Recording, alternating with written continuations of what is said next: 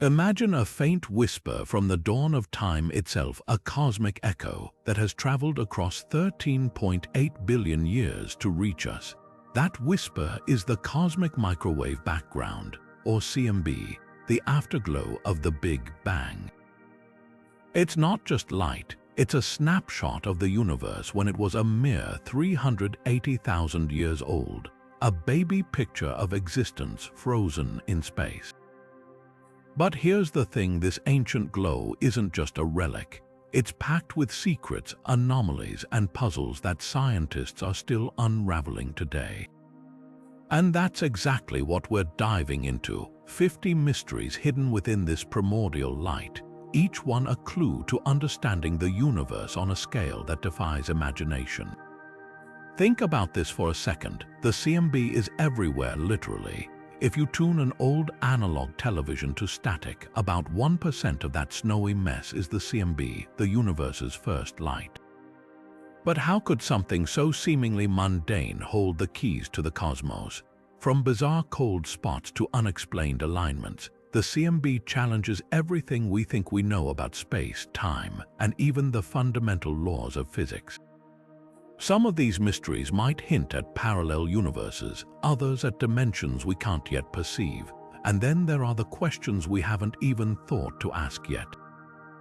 This isn't just a story about science, it's a journey into the unknown, a detective story written in the fabric of reality, and you're part of it, because every time we uncover a piece of this puzzle, we're not just learning about the universe, we're learning about our place within it. So get ready. Over the next 50 mysteries, we'll explore the edges of our understanding, confront the unexplained, and maybe, just maybe, catch a glimpse of truths that could change everything. The CMB isn't just ancient light. It's a map, a time capsule, and a riddle all at once, and the adventure starts now. One of the most baffling features of the cosmic microwave background is how eerily uniform it appears.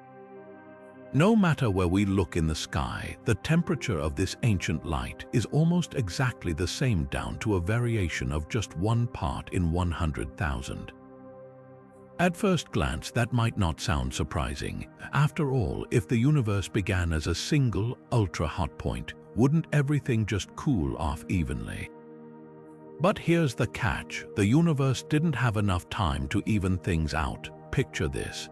When the CMB was formed, the universe was still too young for distant regions to have ever been in contact with one another. Light, which sets the cosmic speed limit, simply hadn't had enough time to travel from one side of the observable universe to the other.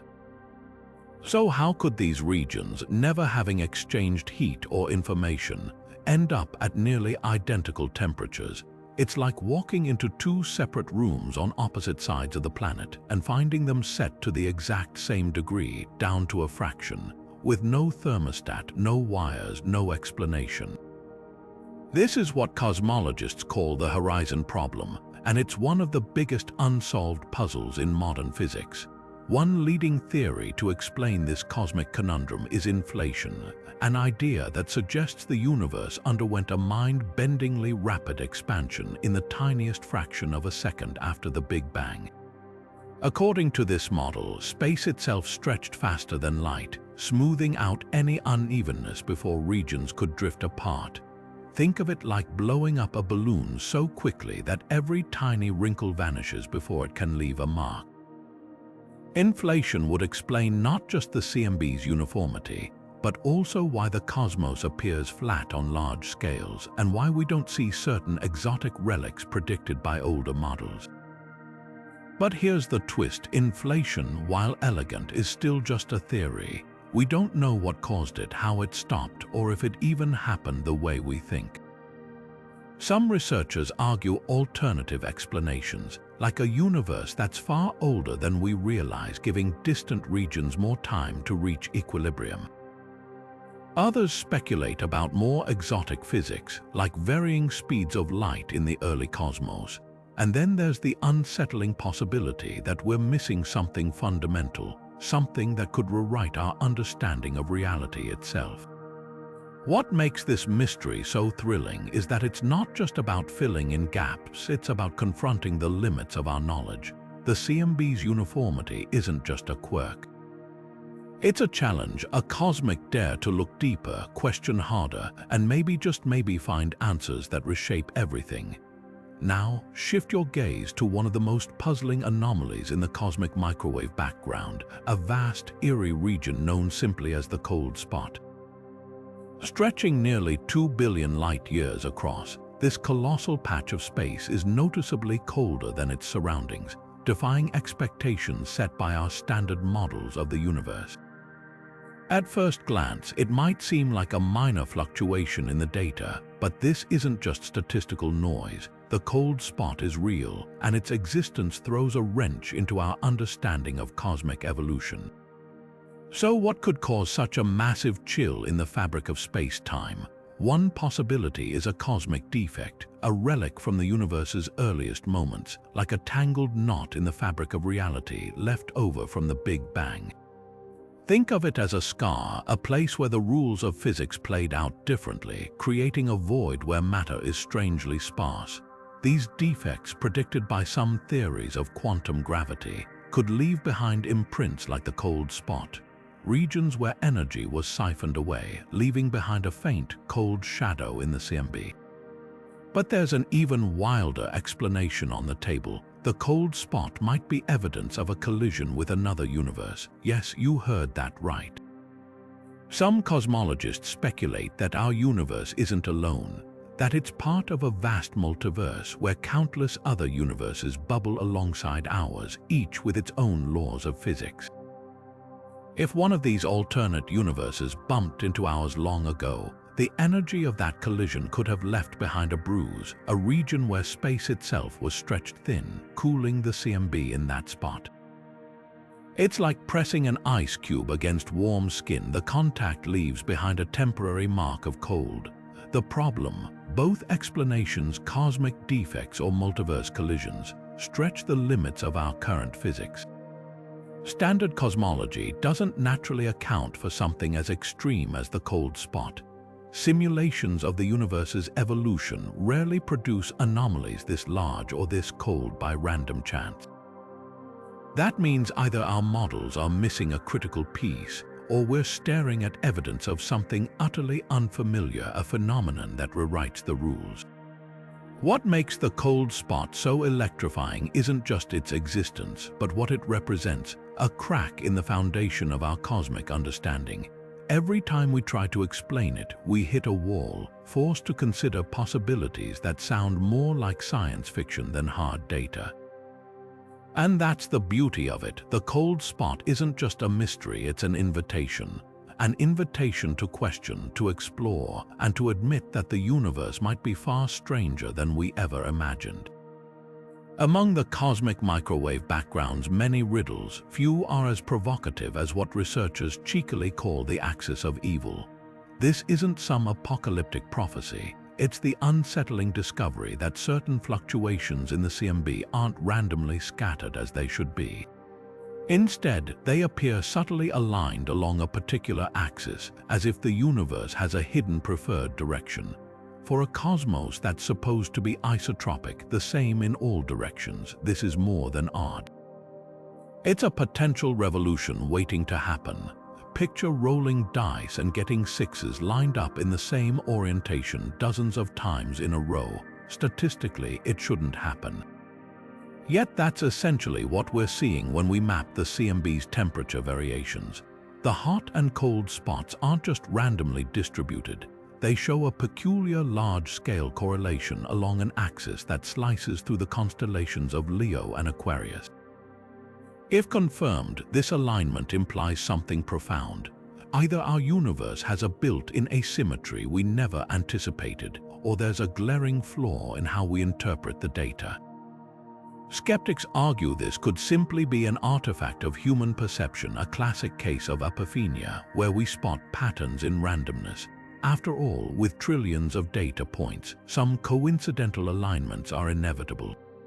Others suggest more mundane explanations, like incomplete corrections for the motion of our solar system through space, which might imprint false signals on the CMB. But here's what keeps scientists up at night. Even after accounting for these factors, the anomaly persists. It's stubborn, it's real, and it refuses to vanish under scrutiny.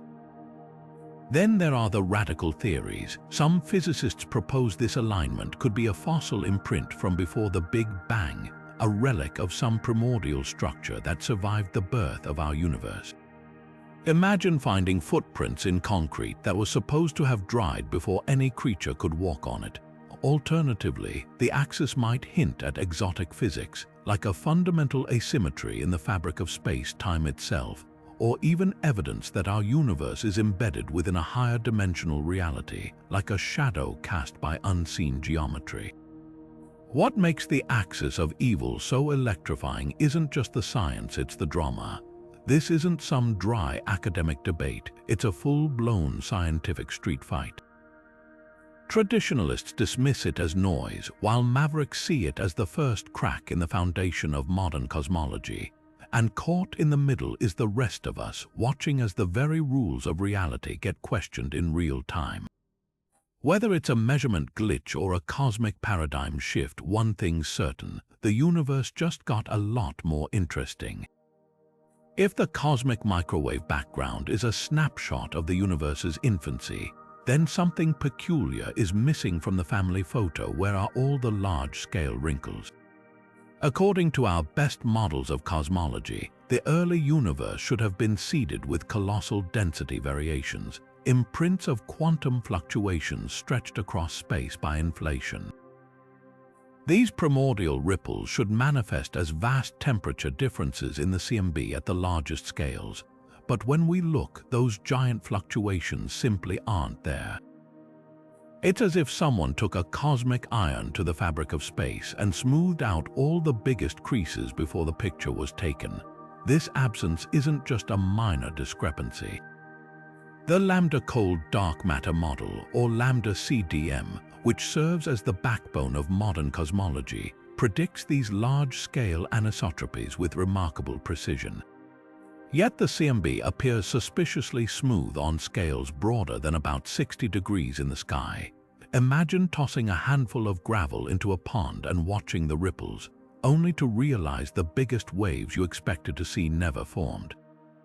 That's the scale of the puzzle we're dealing with. One unsettling possibility is that our understanding of dark energy, the mysterious force accelerating the universe's expansion, might be incomplete.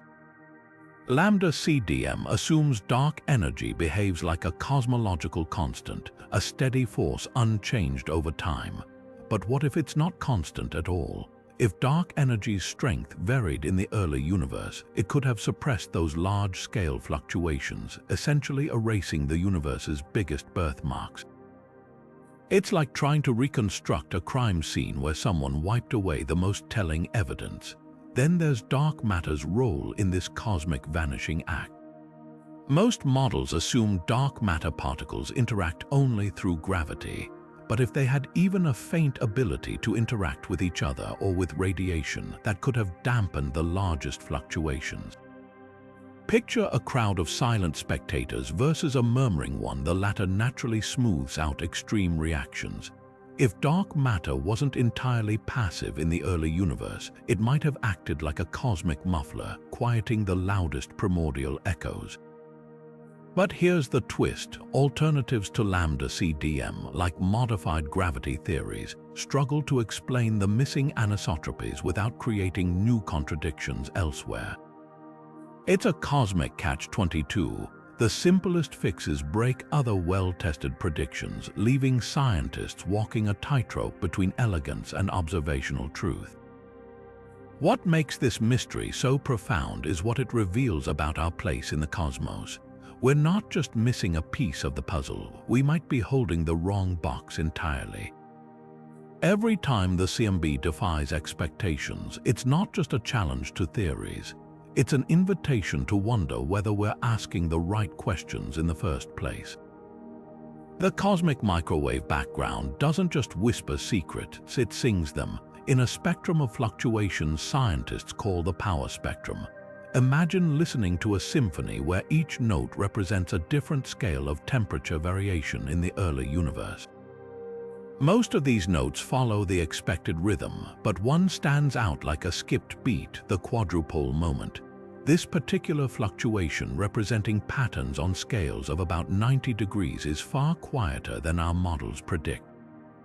It's as if the universe turned down the volume on this specific harmonic, leaving cosmologists scrambling to explain the silence. So why does this matter? The quadrupole moment isn't just a detail, it's a fundamental feature of how energy was distributed in the infant cosmos. According to the standard cosmological playbook, quantum fluctuations during inflation should have left behind a predictable set of peaks and valleys in the CMB's power spectrum. But the quadrupole's unexpected hush suggests something's off. Either our models of inflation are incomplete, or the universe has a trick up its sleeve we haven't discovered yet. One tantalizing possibility is that the anomaly hints at the universe's shape, its topology. We usually assume space is infinite and flat, but what if it's not?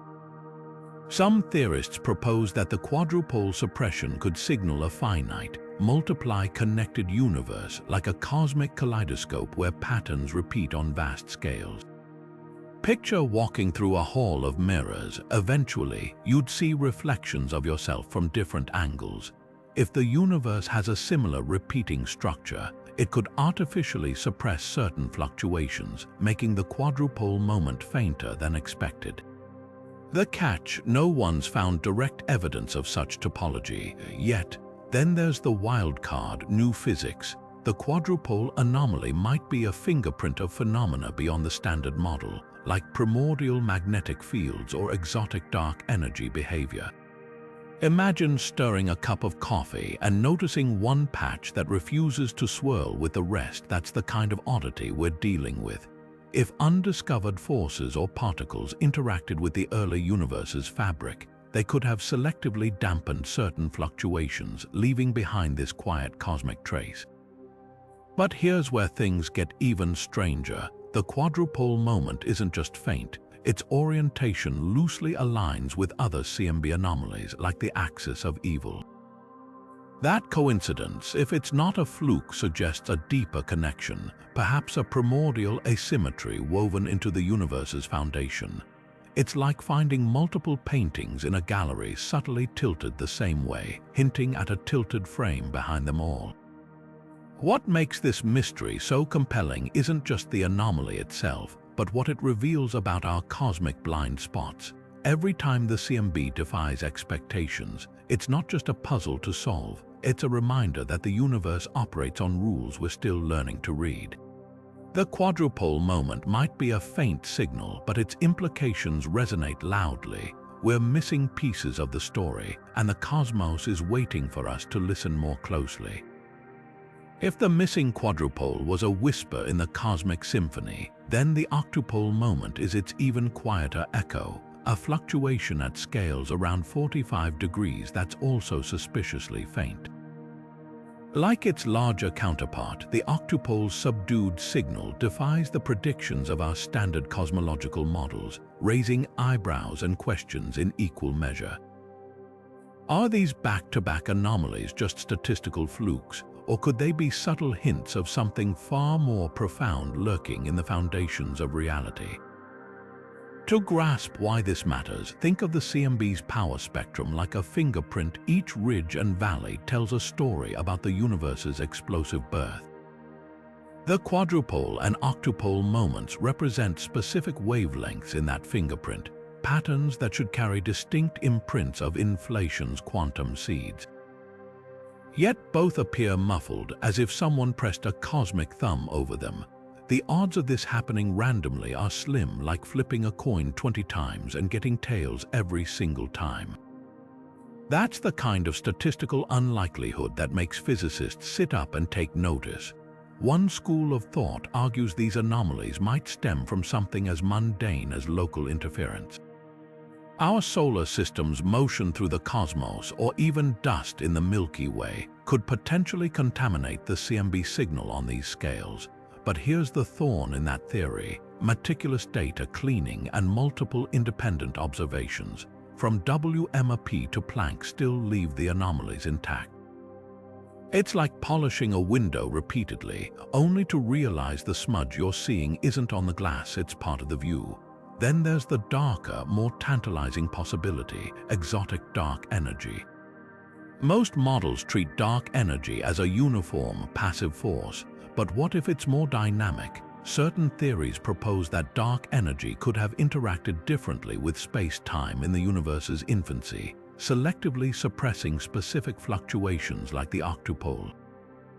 Imagine a sound engineer in a studio turning down certain frequencies to tweak a recording, except in this case, the engineer is an unknown force shaping the cosmos itself.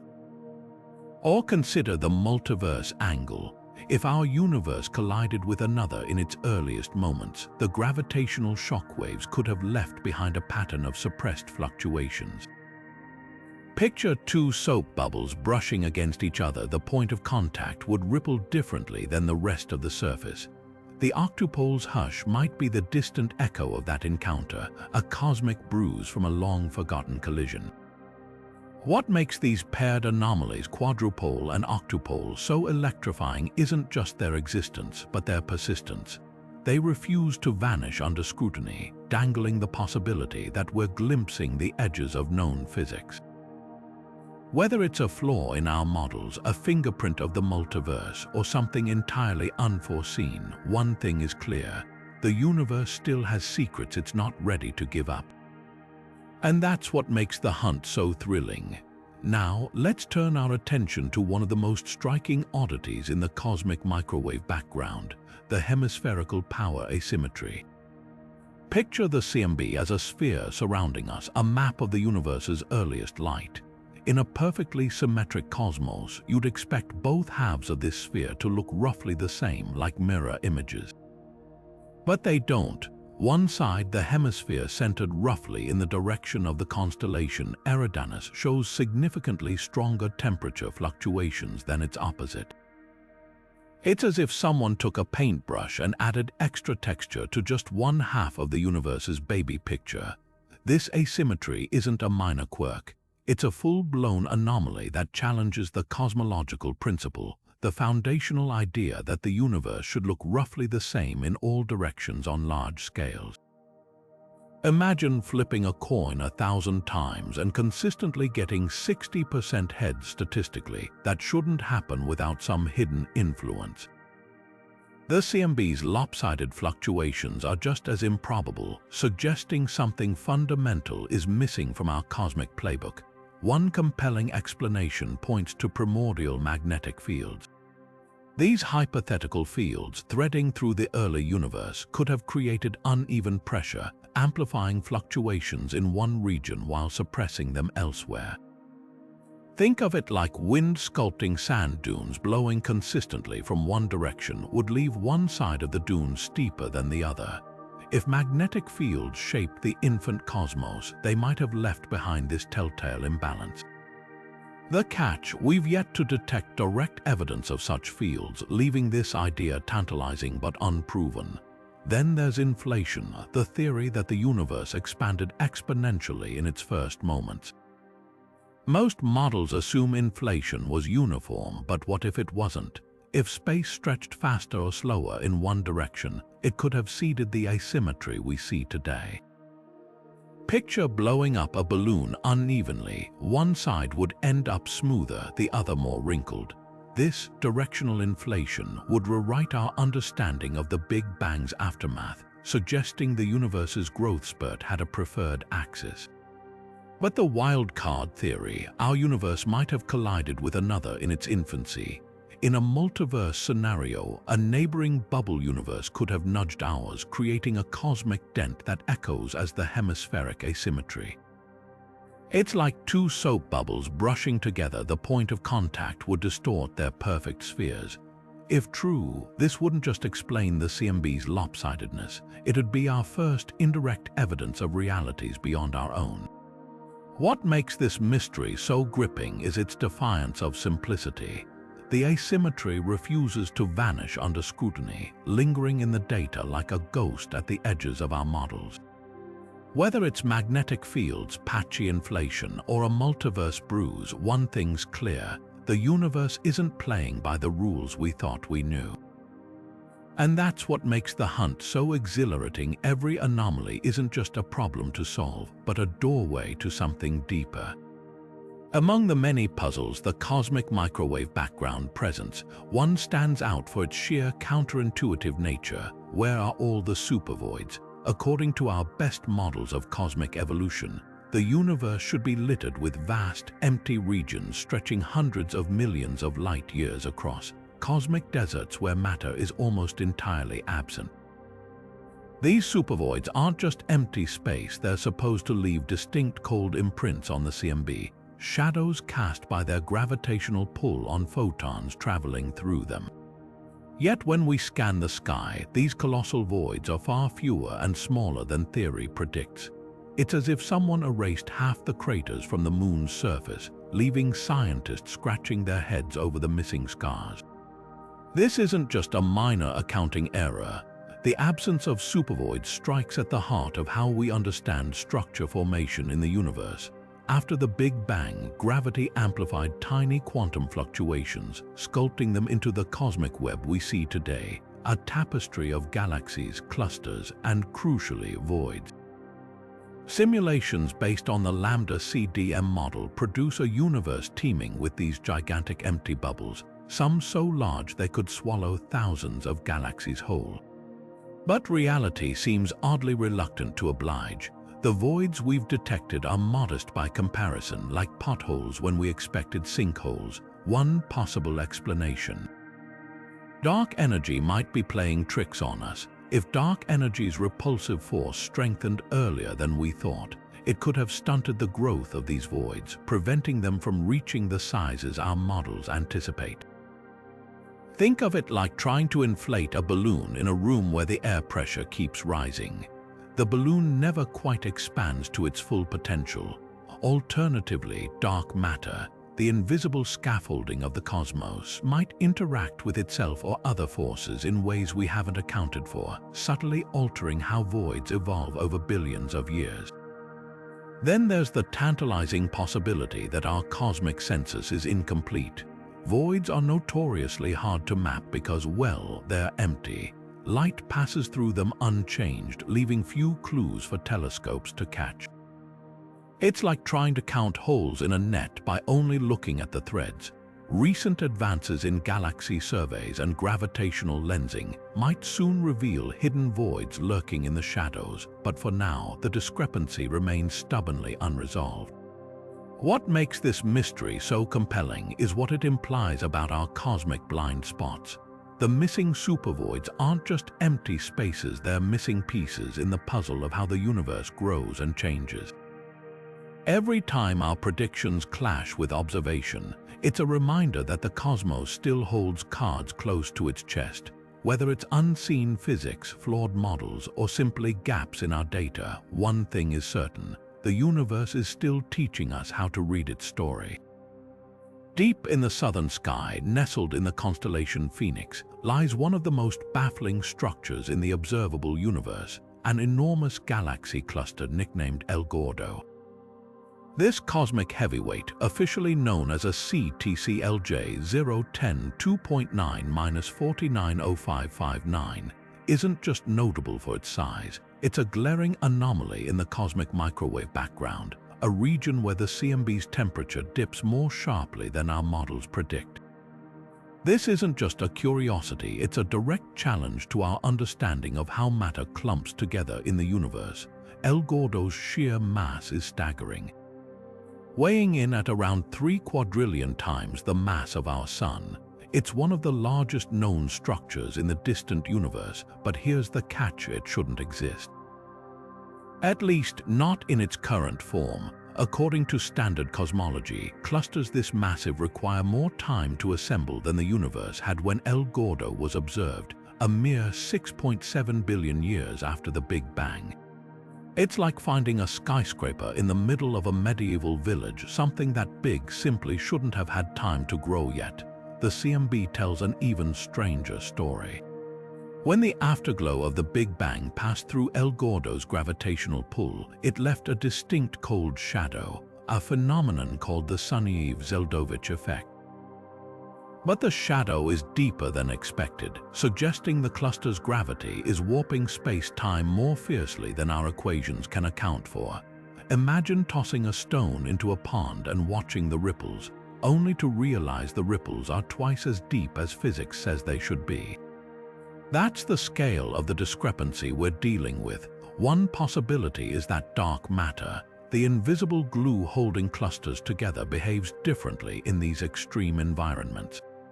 Most models assume dark matter particles barely interact, but what if they occasionally collide or exchange forces? This self-interacting dark matter could create denser, faster-forming clusters, explaining El Gordo's premature size. It's like switching from non-stick to Velcro suddenly. Everything clumps together more aggressively.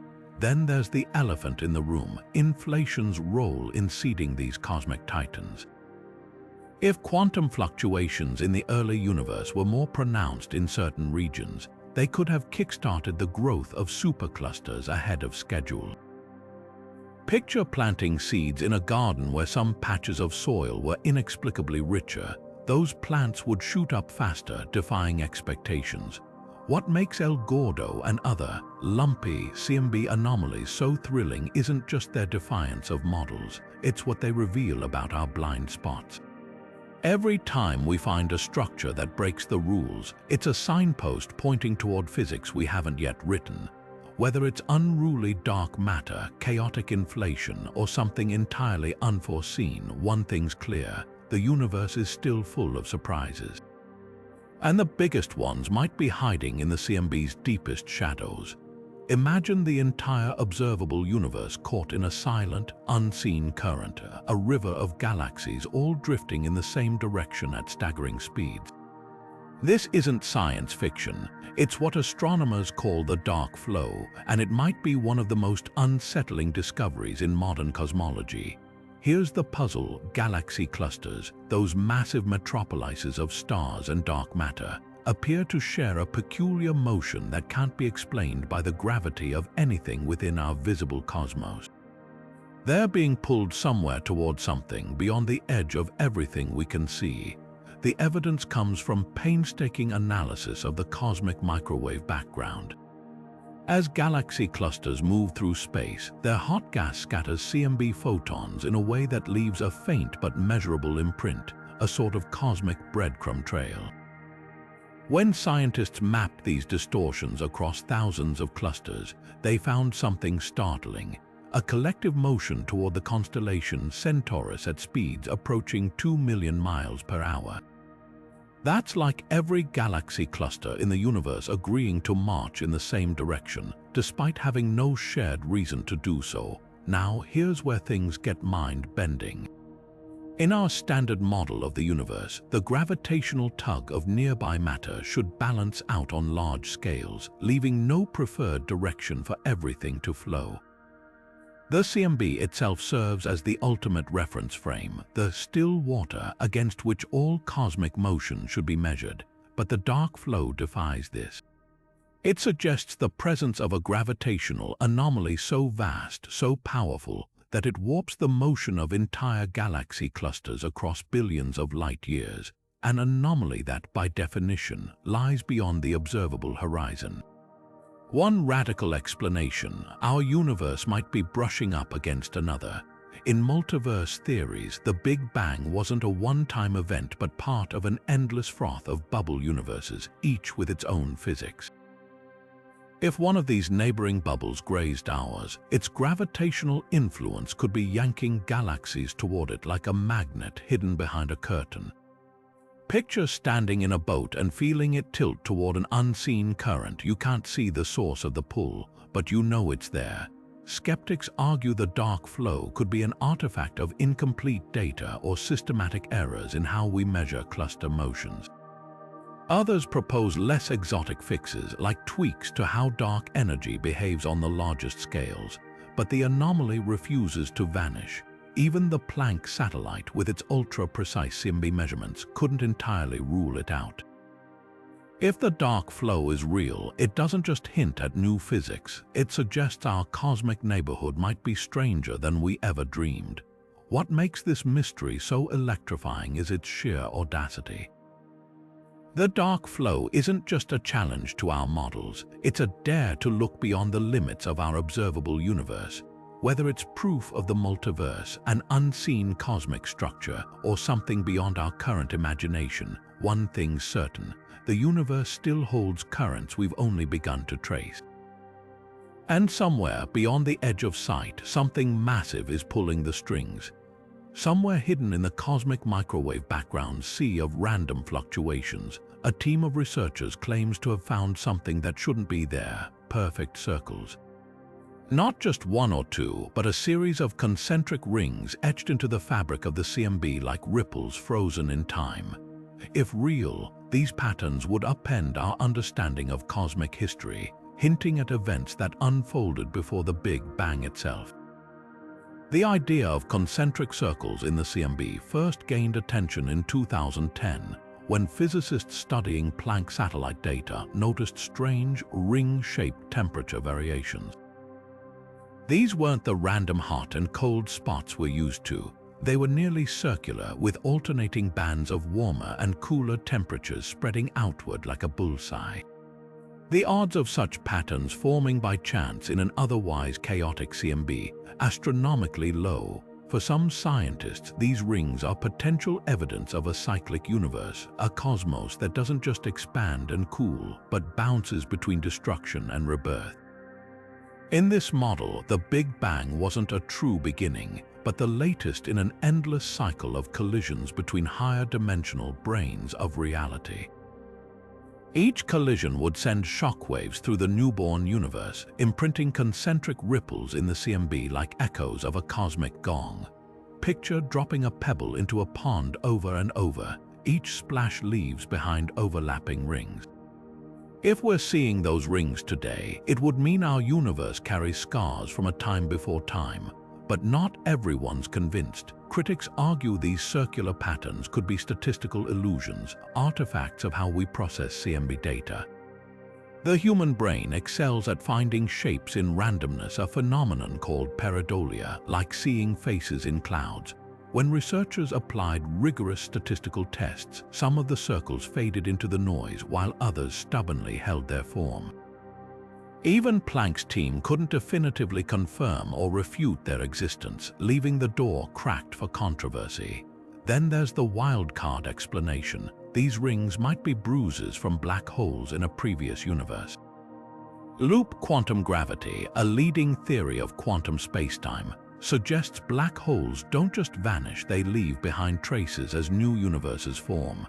If our cosmos was born from the collapse of a black hole in a parent universe, the violent transition could have etched these ghostly circles into the CMB. It's like finding fingerprints on a window, except the hand that left them belonged to another reality entirely. What makes these circular patterns so magnetic isn't just their mystery, it's the sheer audacity of what they imply. If real, they're not just wrinkles in our universe's infancy, but messages from a reality that existed before ours. Whether they're cosmic mirages or evidence of a grander cycle of existence, one thing's certain: the CMB still holds riddles that could rewrite everything we know about beginnings, endings, and what lies beyond. One of the most fundamental features of the cosmic microwave background seems simple at first glance: the dipole. This is the CMB's most prominent temperature variation, a lopsided pattern where one half of the sky appears slightly warmer and the other slightly cooler. For decades, we've assumed this was straightforward. It's the fingerprint of Earth's motion through space, like feeling a breeze on your face as you run. As our solar system hurtles toward the constellation Leo at over 600,000 miles per hour, we'd expect this motion to Doppler shift the CMB, compressing photons ahead of us and stretching them behind. But here's where things get weird.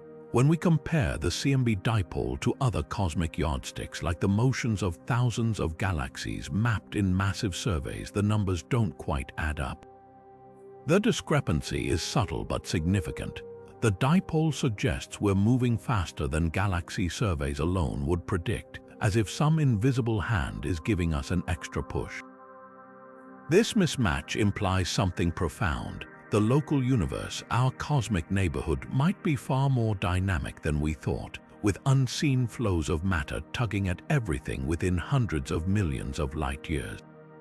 Picture floating down a river where the current suddenly shifts, pulling you faster than the surrounding water would explain. That's the kind of mystery we're facing. One explanation points to colossal structures lurking just beyond our best maps. The cosmic web, the vast filamentary network of galaxies and dark matter, isn't perfectly uniform. Superclusters and voids create gravitational tides that can sway entire galactic superclusters. If there's a previously undetected concentration of mass in the direction of the dipole, like a hidden supercluster or an immense dark matter overdensity, its pull could be amplifying our motion. Think of it as a cosmic magnet buried in the shadows, subtly altering the paths of everything nearby. Then there's the dark energy wildcard. If dark energy's repulsive force varies across space, it could be driving large-scale flows that galaxy surveys haven't fully accounted for.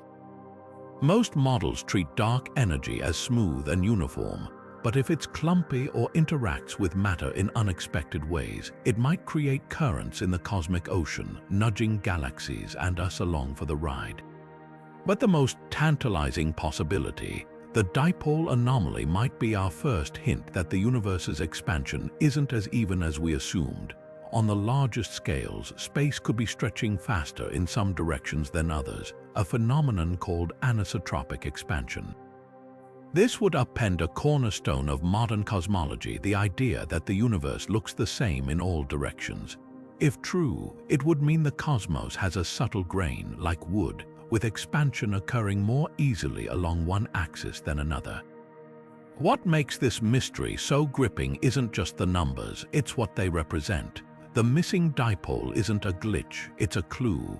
Whether it's hidden matter, unruly dark energy, or a fundamental asymmetry in the universe's expansion, one thing's clear: our corner of the cosmos is far more restless than we ever imagined.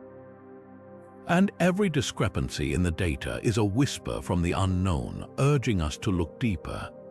The cosmic microwave background is more than just a temperature map.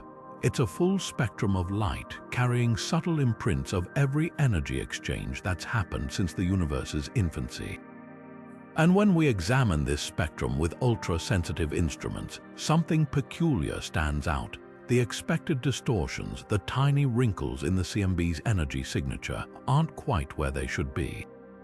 Specifically, scientists predicted the CMB should show clear signs of wide distortions, spectral fingerprints left behind when high-energy photons from the early universe scattered off hot electrons. Yet when we look, these distortions are mysteriously faint, as if someone reached into the cosmos and muted them. Why is this missing signal such a big deal? Because wide distortions act like cosmic forensic evidence, revealing moments when vast amounts of energy flooded the young universe. Imagine a crime scene where a burst of heat left scorch marks on a wall. The size and shape of those marks would tell detectives about the fire's intensity and timing. In the same way, wide distortions should chronicle events like the explosive deaths of the first stars or the violent interactions of primordial black holes. Their absence suggests the early universe might have been far quieter than our models predict, or that energy was injected in ways we haven't yet imagined. One possibility is that dark matter played a sneakier role than we thought. If dark matter particles interacted with radiation in the early cosmos, they could have absorbed or scattered energy that would have otherwise created wide distortions. Picture pouring water into a sieve. If the holes are smaller than expected, less liquid gets through. Similarly, if dark matter acted like a cosmic sieve, filtering energy into invisible channels, it might explain why we're missing these spectral scars. Then there's the cosmic dawn wildcard. The first generation of stars, known as population 3 stars, were behemoths hundreds of times more massive than our Sun, burning bright and dying young. Their explosions should have flooded the universe with enough energy to leave glaring wide distortion fingerprints. But if these stars formed later or differently than predicted, the energy injection might have been delayed, leaving the CMB spectrum smoother than anticipated. It's like expecting the bang of fireworks at midnight, but hearing only a faint pop at dawn. The show happened, but not when or how we thought. The plot thickens when we consider alternative energy sources. Cosmic strings, hypothetical defects in spacetime left over from the Big Bang, or primordial magnetic fields could have redistributed energy in ways that evade our spectral searches. Think of these phenomena as cosmic sponges, soaking up energy and wringing it out in forms we can't yet detect. If they were active in the universe's first few 100 million years, they might have rewritten the rules of the game entirely. What makes this spectral mystery so compelling isn't just the absence of a signal, it's the questions it forces us to ask. Are we wrong about how energy moved in the infant universe? Are there entirely new physics hiding in these spectral silences? Every time the CMB defies expectations, it's not just a gap in our knowledge, it's an invitation to rethink reality from the ground up. And the answers, when we find them, might rewrite the story of everything. The cosmic microwave background doesn't just map the universe's temperature, it holds the recipe for the very first atoms. According to the Big Bang theory, the intense heat of the early cosmos should have forged precise amounts of hydrogen, helium, and lithium in those first chaotic minutes. The CMB's measurements confirm these predictions with stunning accuracy, except for one glaring exception. When it comes to lithium, the numbers just don't add up. The universe seems to have 3 times less lithium than our models say it should, a discrepancy so stubborn scientists call it the lithium problem. This isn't just a tiny accounting error. It's a fundamental rift between theory and observation that could rewrite our understanding of cosmic chemistry.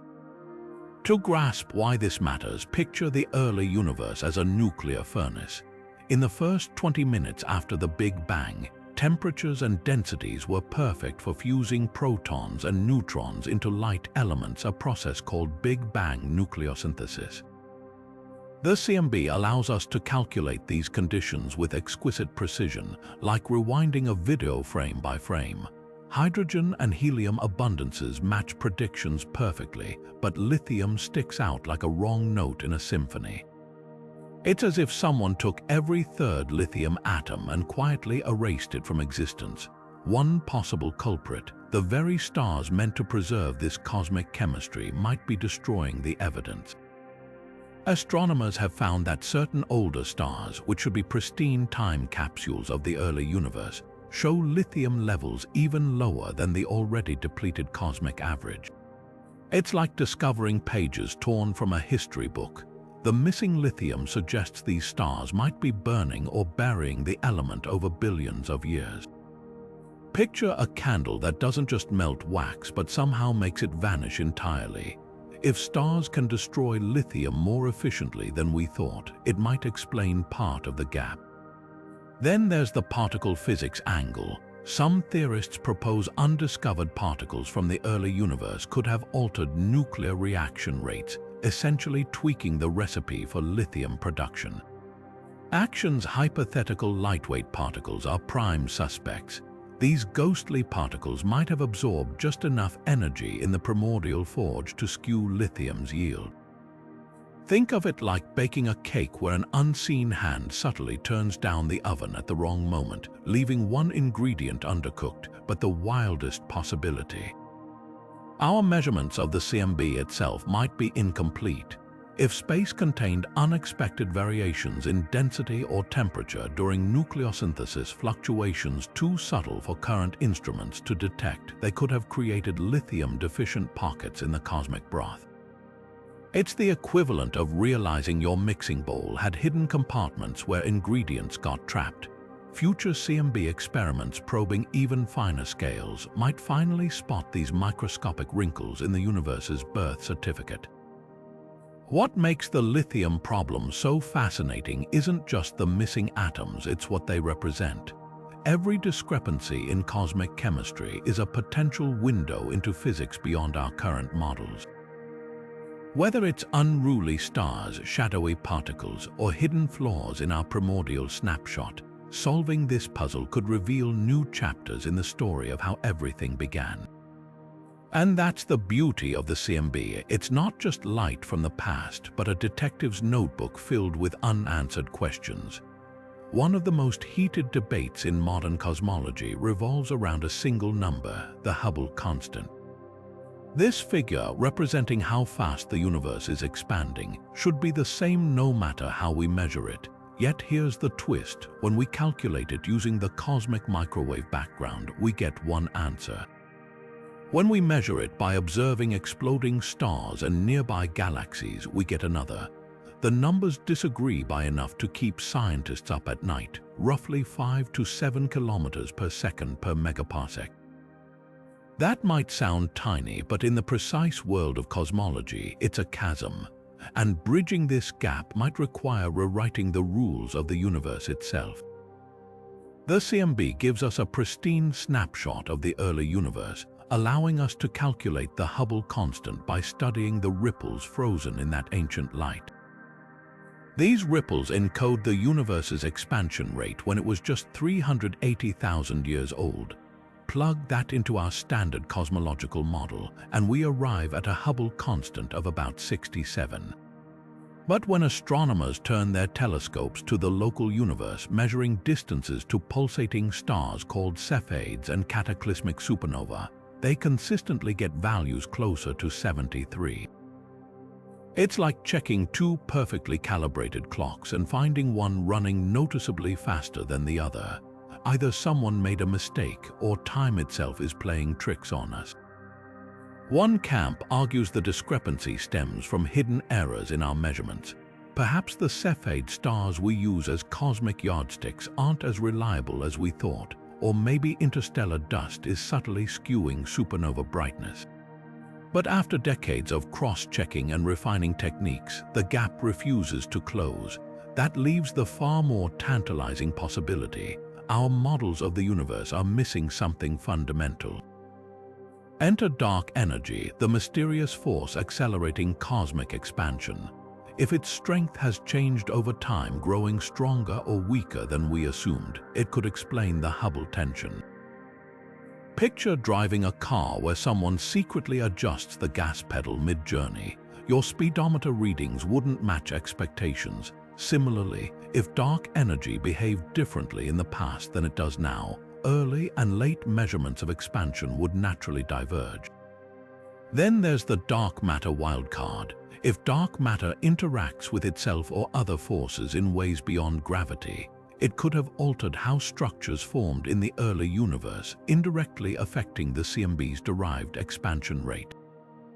Think of it as baking a cake where an unknown ingredient changes how the batter rises. The final product looks close but not quite right, but the most radical solution. We might need entirely new physics. Some theorists propose modifying Einstein's general relativity on cosmic scales, allowing gravity to weaken or strengthen over vast distances. Others speculate about an early burst of dark radiation from undiscovered particles that briefly turbocharged expansion. It's like discovering your map's scale is wrong, not because of printing errors, but because the terrain itself shifts when you're not looking. What makes the Hubble tension so exhilarating isn't just the numbers, it's the stakes. This isn't a minor accounting error, it's a potential crack in the foundation of modern cosmology. Every time we try to patch it with conventional fixes, the crack widens, hinting at something far deeper lurking beneath. Whether it's evolving dark energy, unruly dark matter, or a cosmic rulebook we haven't deciphered yet, one thing's clear: the universe is still teaching us how little we truly know. Dark energy was supposed to be the universe's simplest ingredient, a constant, unchanging force woven into the fabric of space itself. The cosmic microwave background seemed to confirm this, with its delicate ripples perfectly matching models where dark energy stays frozen at one strength forever. But what if we've been wrong? Buried in the CMB's faint whispers are tantalizing clues that dark energy might not be so constant after all. It could be evolving, fading in strength, or morphing over time, a phantom slipping through our cosmological equations. This idea turns everything on its head. The standard model treats dark energy like a static backdrop, a cosmic stage that doesn't change as the play of galaxies unfolds. Yet when researchers analyze the CMB's large-scale patterns combined with measurements of today's universe, subtle inconsistencies emerge. It's as if the universe's expansion is being tugged by two different ropes, one anchored in the ancient light of the CMB, the other tied to modern galactic motions, and they're pulling in slightly different directions. The tension between these datasets suggests dark energy's influence might not be set in stone. One compelling piece of evidence comes from how the CMB interacts with galaxy clusters. The Sunyaev-Zeldovich effect, those shadowy imprints clusters leave on the CMB, reveals how structure formed across cosmic time. If dark energy had been stronger in the past, it would have suppressed the growth of these clusters more than our models predict, leaving a distinct signature in their distribution. Recent observations hint at exactly that. Clusters appear slightly sparser than they should be at certain distances, as if an unseen hand was pressing harder against gravity's pull during critical epochs. Then there's the curvature of space itself. The CMB's pattern of hot and cold spots acts like a cosmic ruler, measuring the universe's geometry with precision. A truly constant dark energy would keep this geometry flat over time, but some analyses detect anomalous warping on vast scales, like faint wrinkles in what should be a smooth canvas. These could be echoes of dark energy's strength shifting, subtly bending spacetime in ways we're only beginning to detect. Picture a painting where the artist secretly changed the tension of the canvas mid-stroke. The surface develops barely perceptible ripples that only careful inspection reveals. The wildest possibility, dark energy might not even be a single entity. Some theorists propose it's a composite effect, emerging from the interplay of multiple unknown fields or dimensions. Others suggest it could decay, transferring its energy into particles or radiation as the universe ages. If true, the CMB carries encrypted messages about this transformation, hidden in the way its fluctuations align across different scales. Decrypting them could unveil dark energy not as a monolithic force, but as something dynamic, a cosmic chameleon changing its hues over billions of years. What makes this mystery so electrifying is its razor's edge. The evidence remains too sparse to overthrow the standard model, yet too persistent to ignore. Every new CMB map pushes our instruments closer to the breaking point, straining to spot deviations that might confirm dark energy's phantom nature. Whether it's a flaw in our measurements or the first tremors of a cosmological revolution, one thing's certain: the universe's greatest mystery just got more mysterious. And the CMB, that ancient echo from the dawn of time, might hold the key to understanding why. Hidden within the cosmic microwave background's glow lies one of the most elusive clues about the universe's tiniest inhabitants, neutrinos. These ghostly particles, so insubstantial they can pass through light years of lead without a trace, left their fingerprints on the CMB during the universe's first second. But here's the catch: the CMB doesn't just confirm what we know about neutrinos, it's hinting at something we don't know. The data suggests there might be more neutrino species than we've detected, or that their masses break all the rules we've written for them. Neutrinos are cosmic shapeshifters, born in the inferno of the Big Bang. They've been streaming through space ever since, barely interacting with matter. Yet their presence matters immensely. As the universe expanded and cooled, these particles influenced how matter clumped together, subtly altering the CMB's temperature patterns like invisible fingers pressing against cosmic dough. By measuring these imprints, scientists can weigh neutrinos collectively, and the results are baffling. The CMB suggests neutrinos have a tiny but non-zero mass, adding up to roughly 0.06 electron volts. That's less than a billionth the mass of a single hydrogen atom. But when we compare this to lab-based neutrino experiments, which measure mass differences between neutrino types, the numbers don't quite align. It's as if the universe is giving us two different recipes for the same dish, and we can't figure out why the ingredients don't match. Then there's the counting problem. The standard model of particle physics says there should be 3 neutrino species: electron, muon, and tau neutrinos. Yet some CMB analyses, when combined with measurements of galaxy clustering, point to an extrasterile neutrino, a hypothetical fourth flavor that interacts only via gravity. This phantom particle would be even harder to detect than its elusive cousins, but its gravitational influence could explain why large-scale structures in the universe appear slightly more washed out than our models predict.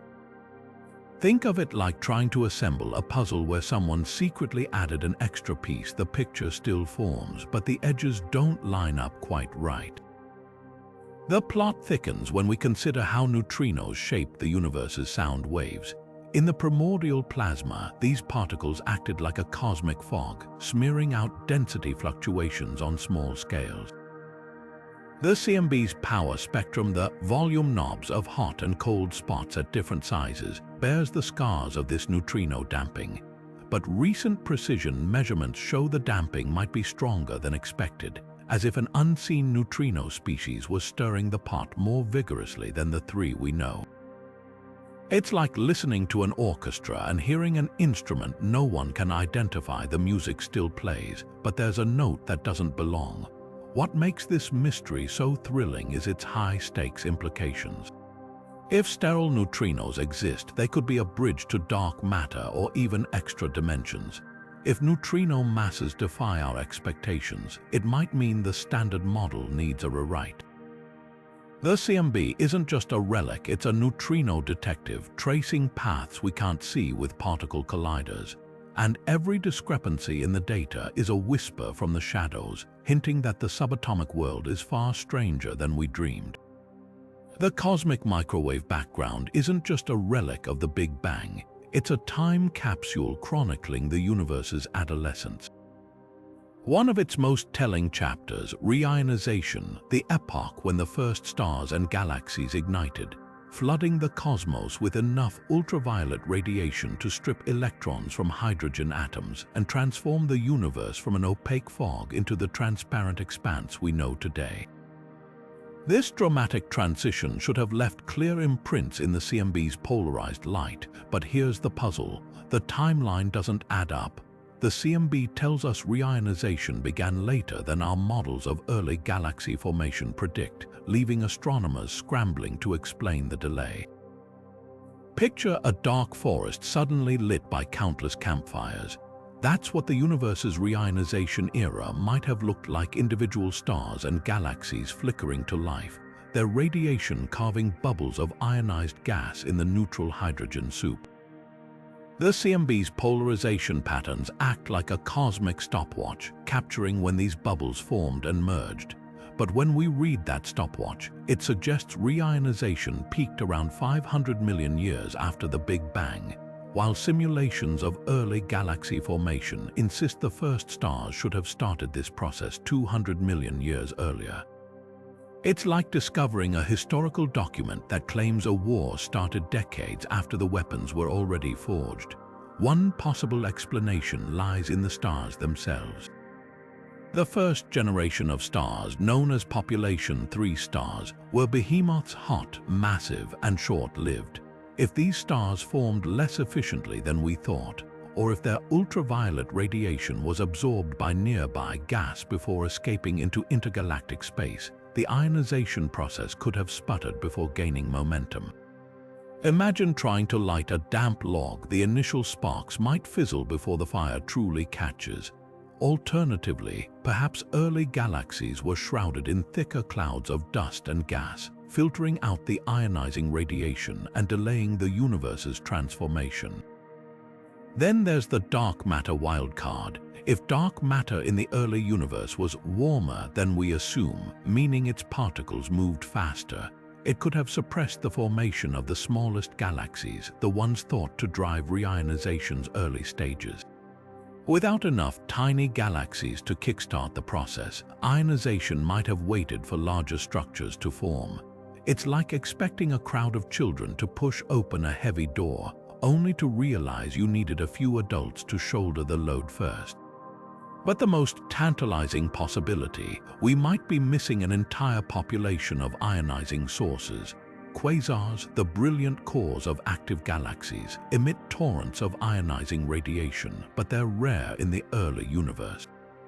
Could there have been other, overlooked phenomena, primordial black holes, decaying exotic particles, or even the elusive first generation of supermassive stars, that contributed more than we've accounted for? The CMB's polarization data leaves room for these speculations, hinting at unseen actors in the cosmic drama. What makes this mystery so gripping isn't just the discrepancy, it's what it reveals about our blind spots. Reionization was the universe's coming-of-age story, the moment it shed its infancy and took on the structure we recognize today. If we've misread the timeline, we might be misunderstanding the very forces that shape the cosmos. Every inconsistency in the CMB's polarized light is a clue, urging us to look deeper into the shadows of the cosmic dawn. And there, hidden in the echoes of those first starlit moments, might lie answers that rewrite our place in the universe. Among the most thrilling whispers hidden in the cosmic microwave background are faint spiraling patterns known as B-mode polarization, delicate swirls that could carry echoes of the universe's very first moments. These elusive signals, if confirmed, might be the fingerprints of primordial gravitational waves, ripples in space time itself generated during inflation, the universe's explosive growth spurt in the first fraction of a second after the Big Bang. The stakes couldn't be higher. Detecting these waves would open a direct window into an era so early that even light couldn't yet move freely, offering proof of inflation and potentially revealing energy scales a trillion times beyond what particle colliders can probe. The hunt for B-modes is like trying to hear a whisper in a hurricane. These subtle polarization patterns are buried under layers of interference, cosmic dust, galactic emissions, and even the gravitational lensing of later epochs. Yet in 2014, the BICEP2 telescope team thought they'd struck gold, announcing a detection of B-modes that sent shockwaves through the scientific community. The excitement was short-lived. Further analysis with data from the Planck satellite revealed much of the signal came from interstellar dust, not primordial waves. It was a sobering reminder of how easily the cosmos can mimic the signals we're desperate to find. But the story doesn't end there. While the initial claim was retracted, the search intensified, refining techniques to separate cosmic dust from true primordial signals. New experiments like the Simons Observatory and next-generation CMB satellites are now hunting for B-modes with sensitivities 100 times sharper.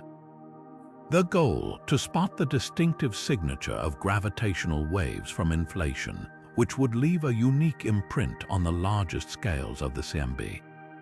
Think of it as distinguishing the ripple from a pebble dropped in a pond from the wake of a passing ship. Only the pebble here is the violent birth of spacetime itself.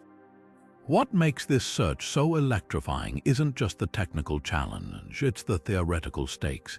Inflation isn't a single idea but a family of models, each predicting different strengths of gravitational waves. A detection would narrow these options dramatically, potentially pointing to specific versions of inflation where the universe's expansion was driven by exotic fields or higher dimensional physics. Some theories even link the strength of these waves to the energy of grand unification, the hypothetical moment when nature's fundamental forces were one. It's like finding a single fossil that rewrites the entire evolutionary tree. Yet absence could be just as revealing. If B-modes remain undetected despite ever more sensitive searches, it might mean inflation happened at lower energies, or that we need entirely new ideas to explain the universe's startling smoothness and flatness. Alternatives like the bouncing cosmology, where the Big Bang was preceded by a contraction, could gain traction. the CMB's silence on gravitational waves would speak volumes, forcing us to rethink cosmology's foundations. This isn't just about confirming a theory, it's about peering into a realm where quantum mechanics and gravity collide, where the universe was so small and energetic that space-time itself behaved like a frothing sea. Whether the whispers of primordial waves are there or not, their pursuit is pushing technology and theory to their limits, proving once again that the CMB isn't just a relic of the past, but a beacon guiding us toward the edges of understanding. The cosmic microwave background looks at first glance like a masterpiece of cosmic randomness, its temperature fluctuations scattered across the sky in patterns so chaotic they obey the elegant statistics of a Gaussian distribution. Like rolling a die an infinite number of times, you'd expect most outcomes to cluster around an average, with only rare, predictable deviations from the norm. But here's where things get interesting. The CMB's fluctuations aren't perfectly Gaussian. Hidden in the noise are subtle anomalies, statistical outliers that suggest something more complex was at work in the universe's first moments. These deviations, known as non-Gaussianity, might be the smoking gun for multi-field inflation, a scenario where the early universe wasn't shaped by one inflating field but a chorus of them. Imagine inflation as a ball rolling down a hill, gathering speed as it goes.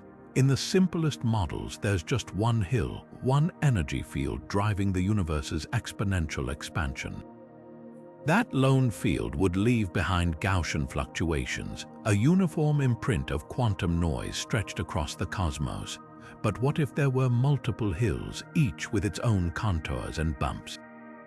As different fields interacted, colliding, merging, or competing, they'd create a richer, more textured pattern in the CMB.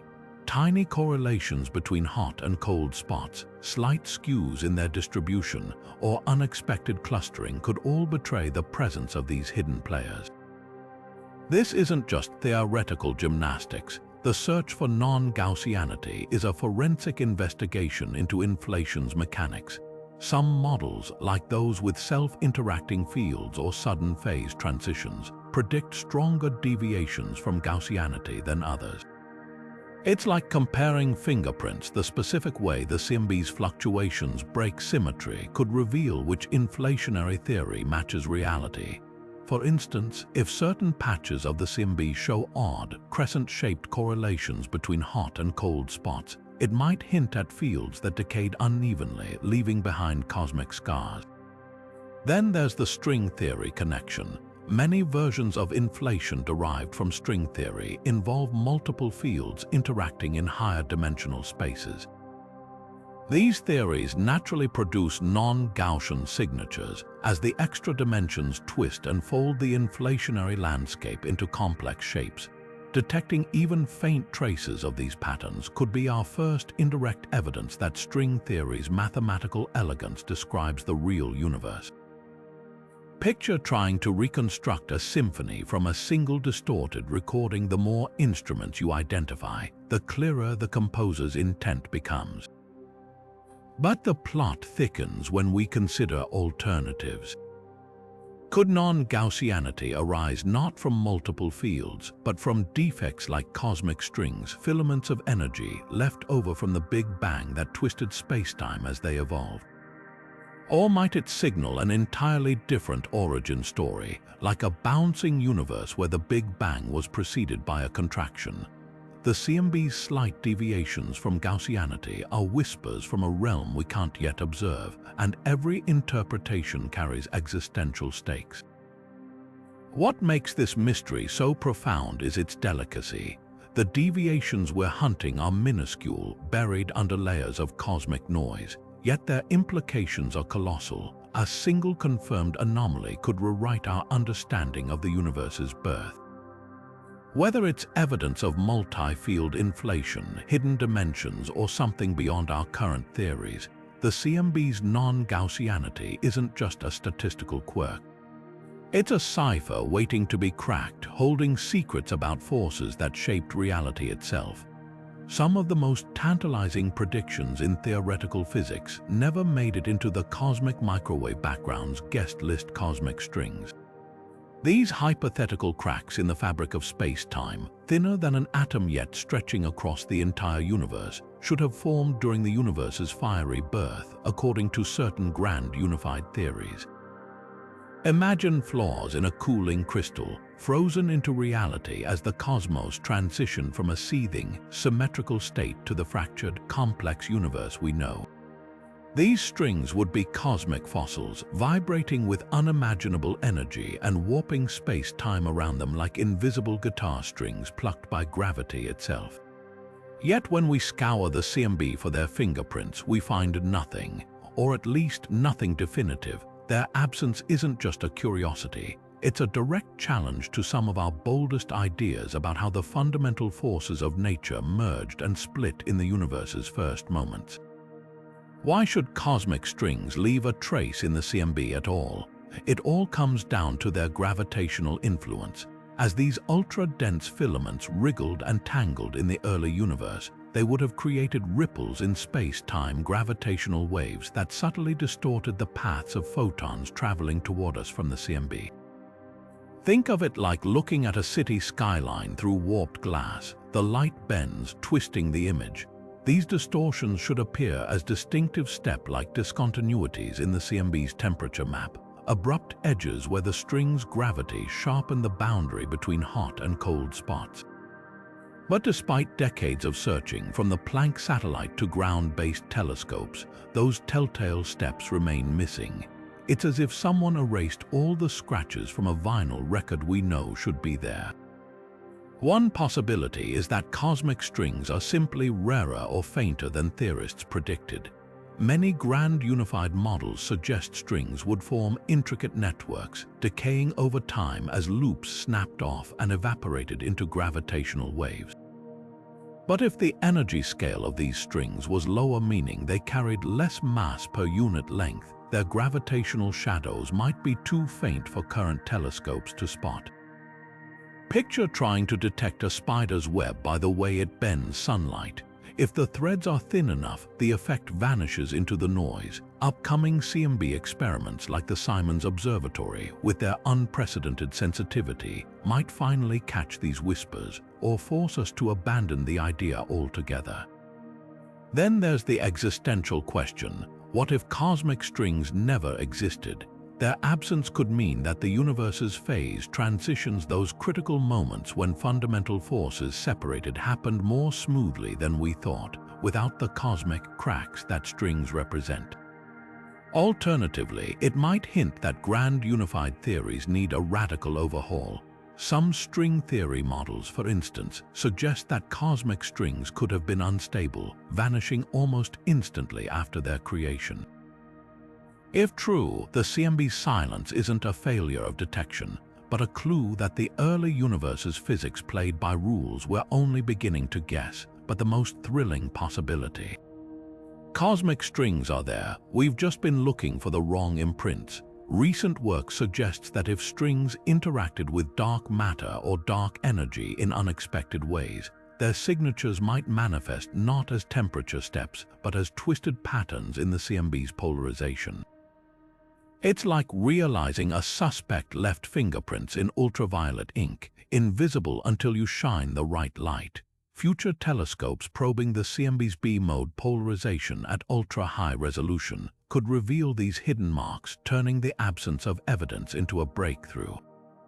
What makes this mystery so compelling isn't just the missing strings, it's what their absence forces us to confront.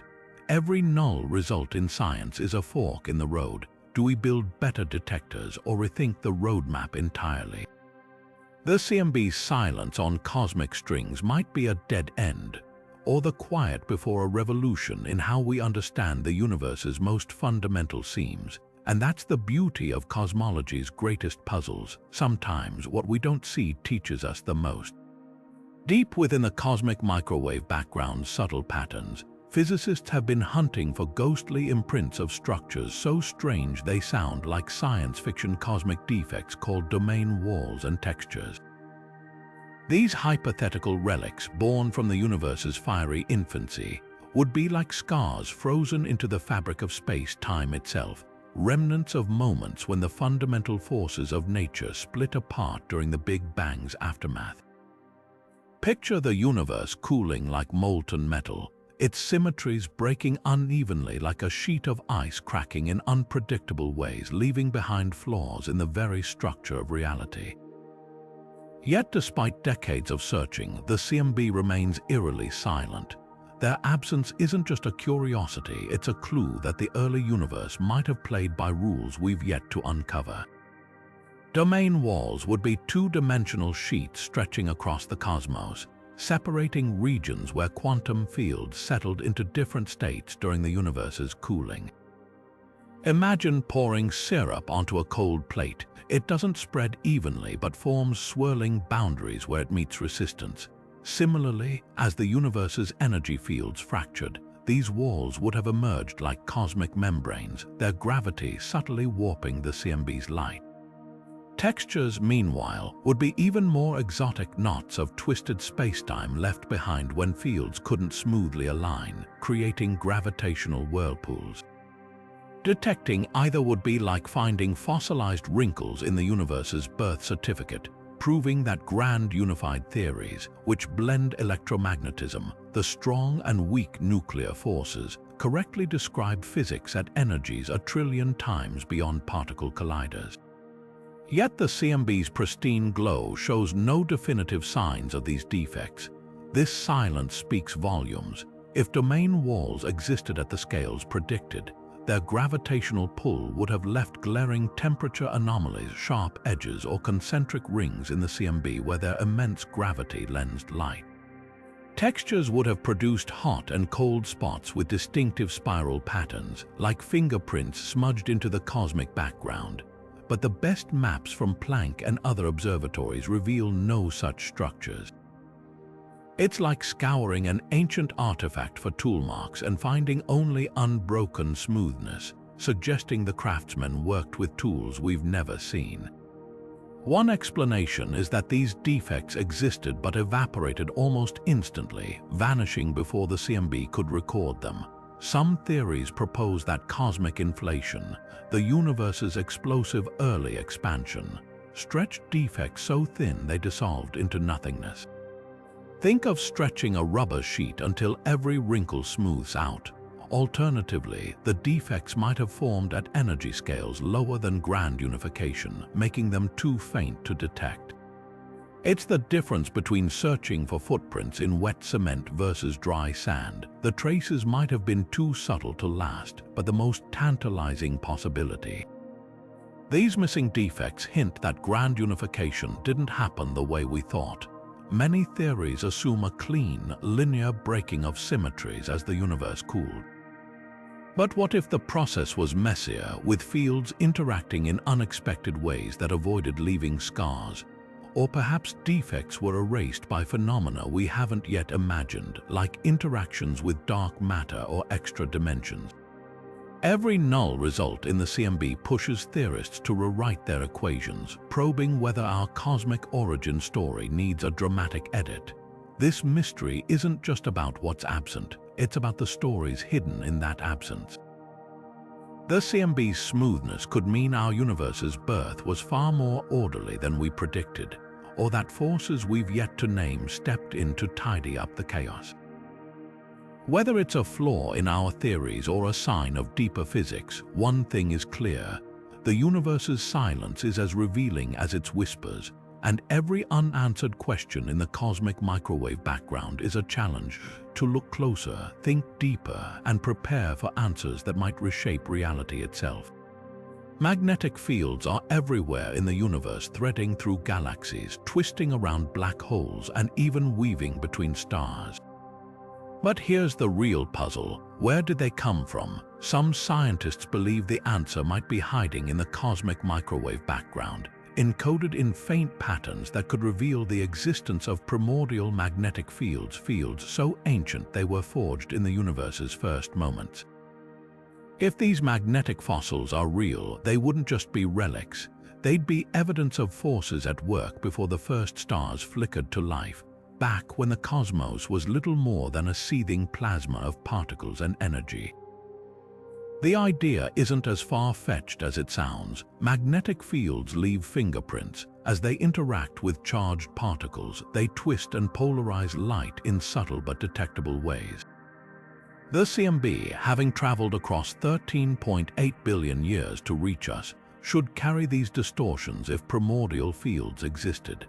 And some researchers claim they've spotted them strange alignments in the CMB's polarization patterns that don't quite fit standard models. It's like finding rust on a supposedly stainless steel artifact, hinting at exposure to forces no one accounted for, but proving these fields existed isn't easy. The signals are buried under layers of cosmic noise, and alternative explanations abound. Galactic dust, for instance, can polarize light in similar ways, mimicking the effects of ancient magnetic fields. Even the motion of our solar system through space leaves its own imprint, like static on an old radio broadcast. To isolate a true primordial signal, scientists must peel back these layers with painstaking precision, separating the cosmic whisper from the cacophony of interference. The stakes couldn't be higher. If these fields are real, they challenge our understanding of the universe's infancy. Standard cosmology assumes space was smooth and featureless in its earliest moments, with magnetic fields only emerging later as galaxies and stars stirred the cosmic pot. But primordial fields imply turbulence from the very beginning, a universe crackling with unseen energy. Some theories suggest these fields could be remnants of exotic physics, like phase transitions in the fundamental forces, or even the decay of hypothetical particles predicted by grand unified theories. Then there's the dark matter connection. If dark matter interacts with these primordial fields, or if it somehow generated them, it could explain mysteries like the missing galactic magnetic fields in the early universe. Picture a hidden hand shaping the cosmos behind the scenes, leaving behind magnetic breadcrumbs for us to follow. What makes this hunt so thrilling is its sheer audacity. We're not just looking for ancient light, we're searching for echoes of magnetism from a time before atoms, before stars, before anything we'd recognize as structure. Whether these fields are confirmed or debunked, the search itself pushes the limits of our instruments and our imagination. And if they're real, they might rewrite the first chapter of cosmic history, revealing a universe far more dynamic from the very start than we ever dared to dream. The cosmic microwave background doesn't just glow, it pulses with hidden rhythms encoded in its polarized light. Among these, the E-mode polarization patterns stand out as one of the universe's most precise diagnostics, a delicate tracer of how photons scattered off electrons during recombination, the era when the universe cooled enough to become transparent. But something's off. The E-modes we observe carry unexpected asymmetries and statistical quirks, subtle deviations from the clean, symmetric patterns our models predict. These anomalies aren't just noise, they might be smoking gun evidence of physics beyond our current understanding. Forces at play during the universe's infancy that left their mark in the way light itself was twisted and turned. Picture the universe 380,000 years after the Big Bang, a roiling plasma of charged particles and radiation, so dense that light couldn't travel far before bouncing off an electron. As the cosmos expanded and cooled, electrons finally combined with protons to form neutral hydrogen, releasing photons in a final burst of scattering. This moment, recombination, imprinted a specific signature in the CMB's polarization. E-modes, smooth curling patterns that radiate outward from hot and cold spots like contour lines on a map. These patterns should be statistically uniform, reflecting the homogeneous conditions of the early universe. Yet when scientists sift through the data, they find peculiar inconsistencies, regions where the E-modes are stronger, weaker, or oddly aligned compared to expectations. One glaring anomaly is the correlation between temperature fluctuations and E-mode polarization.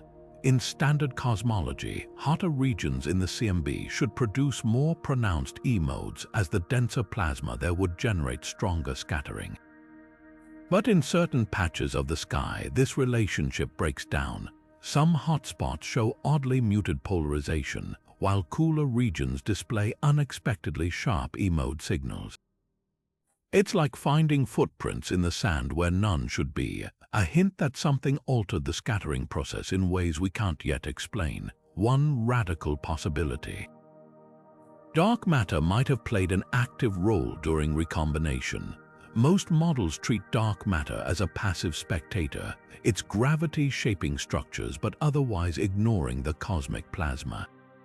But if dark matter particles interacted weakly with photons or electrons even briefly, they could have subtly altered how light scattered, leaving behind these distorted E-mode patterns. Imagine stirring a pot of soup with an invisible spoon. The swirls and eddies would betray the spoon's presence, even if you couldn't see it directly. Similarly, dark matter's ghostly fingerprints might linger in the CMB's polarized light. Then there's the recombination wildcard. What if the process wasn't as smooth as we assume? Tiny variations in the universe's expansion rate or localized bursts of energy from decaying exotic particles could have created pockets where recombination happened slightly differently. These cosmic speed bumps would distort the E-modes, like ripples from a stone tossed into a pond, interfering with the waves already there. Some theorists even speculate about primordial magnetic fields, threads of magnetism woven through the early universe, that could have twisted the polarization patterns into unexpected shapes. But perhaps the most tantalizing explanation lies beyond known physics.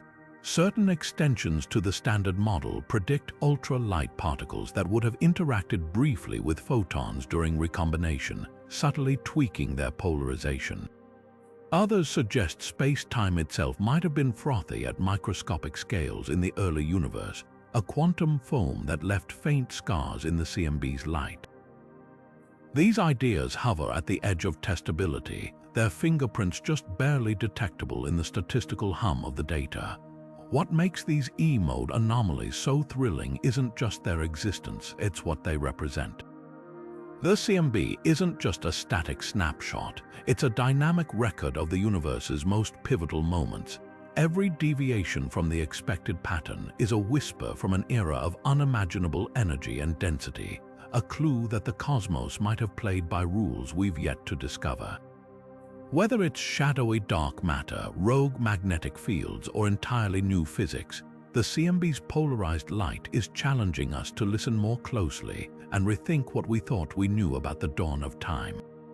Interstellar dust might seem like a minor nuisance, tiny grains of carbon and silicate floating between the stars. But in the hunt for cosmic truths, these microscopic particles have become one of astronomy's greatest adversaries. When it comes to decoding the cosmic microwave background, especially its elusive B-mode polarization, dust isn't just a distraction. It's a master of disguise, mimicking the very signals scientists are desperate to find. The irony is thick. The same dust that sculpts breathtaking nebulas and fuels star formation also obscures the universe's oldest light, forcing researchers to play a high-stakes game of cosmic forensics to separate truth from illusion. The problem lies in dust's ability to polarize light. Just like CMB photons, dust grains absorb and re-emit radiation, aligning with magnetic fields as they do so. This alignment polarizes the light they emit, creating swirling patterns in the sky that look cruelly, almost identical to the primordial B-modes we associate with inflation's gravitational waves. It's like searching for a whisper in a windstorm. The signal you're after is drowned out by something far louder and far closer to home. The BICEP2 team learned this the hard way in 2014 when their landmark detection of B-modes turned out to be largely contaminated by galactic dust, a humbling reminder of how treacherous cosmic signals can be. But dust isn't just a blanket of noise, it's a dynamic, evolving challenge. Milky Way dust emits most strongly at higher frequencies than the CMB, which peaks in the microwave range. By mapping the sky at multiple wavelengths from infrared to radio, scientists can attempt to subtract the dust's contribution like peeling layers off an onion.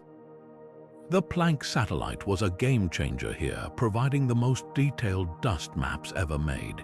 Yet, even with these tools, the process is fraught with uncertainty.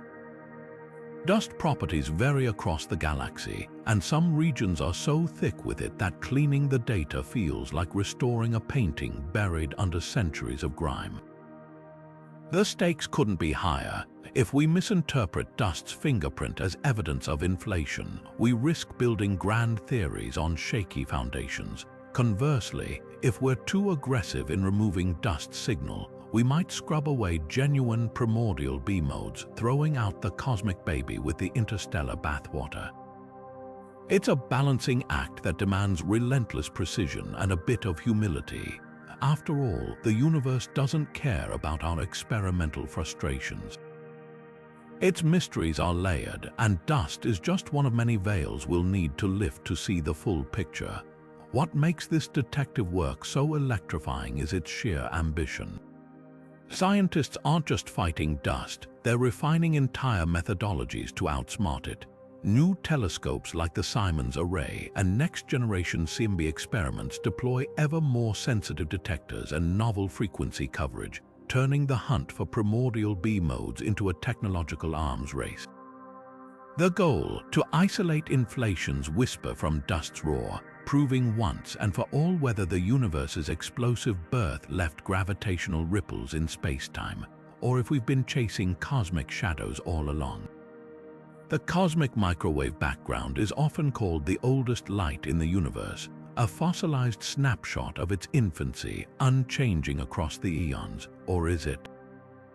A handful of studies over the past decade have dared to suggest something radical. The CMB's temperature might not be perfectly constant after all.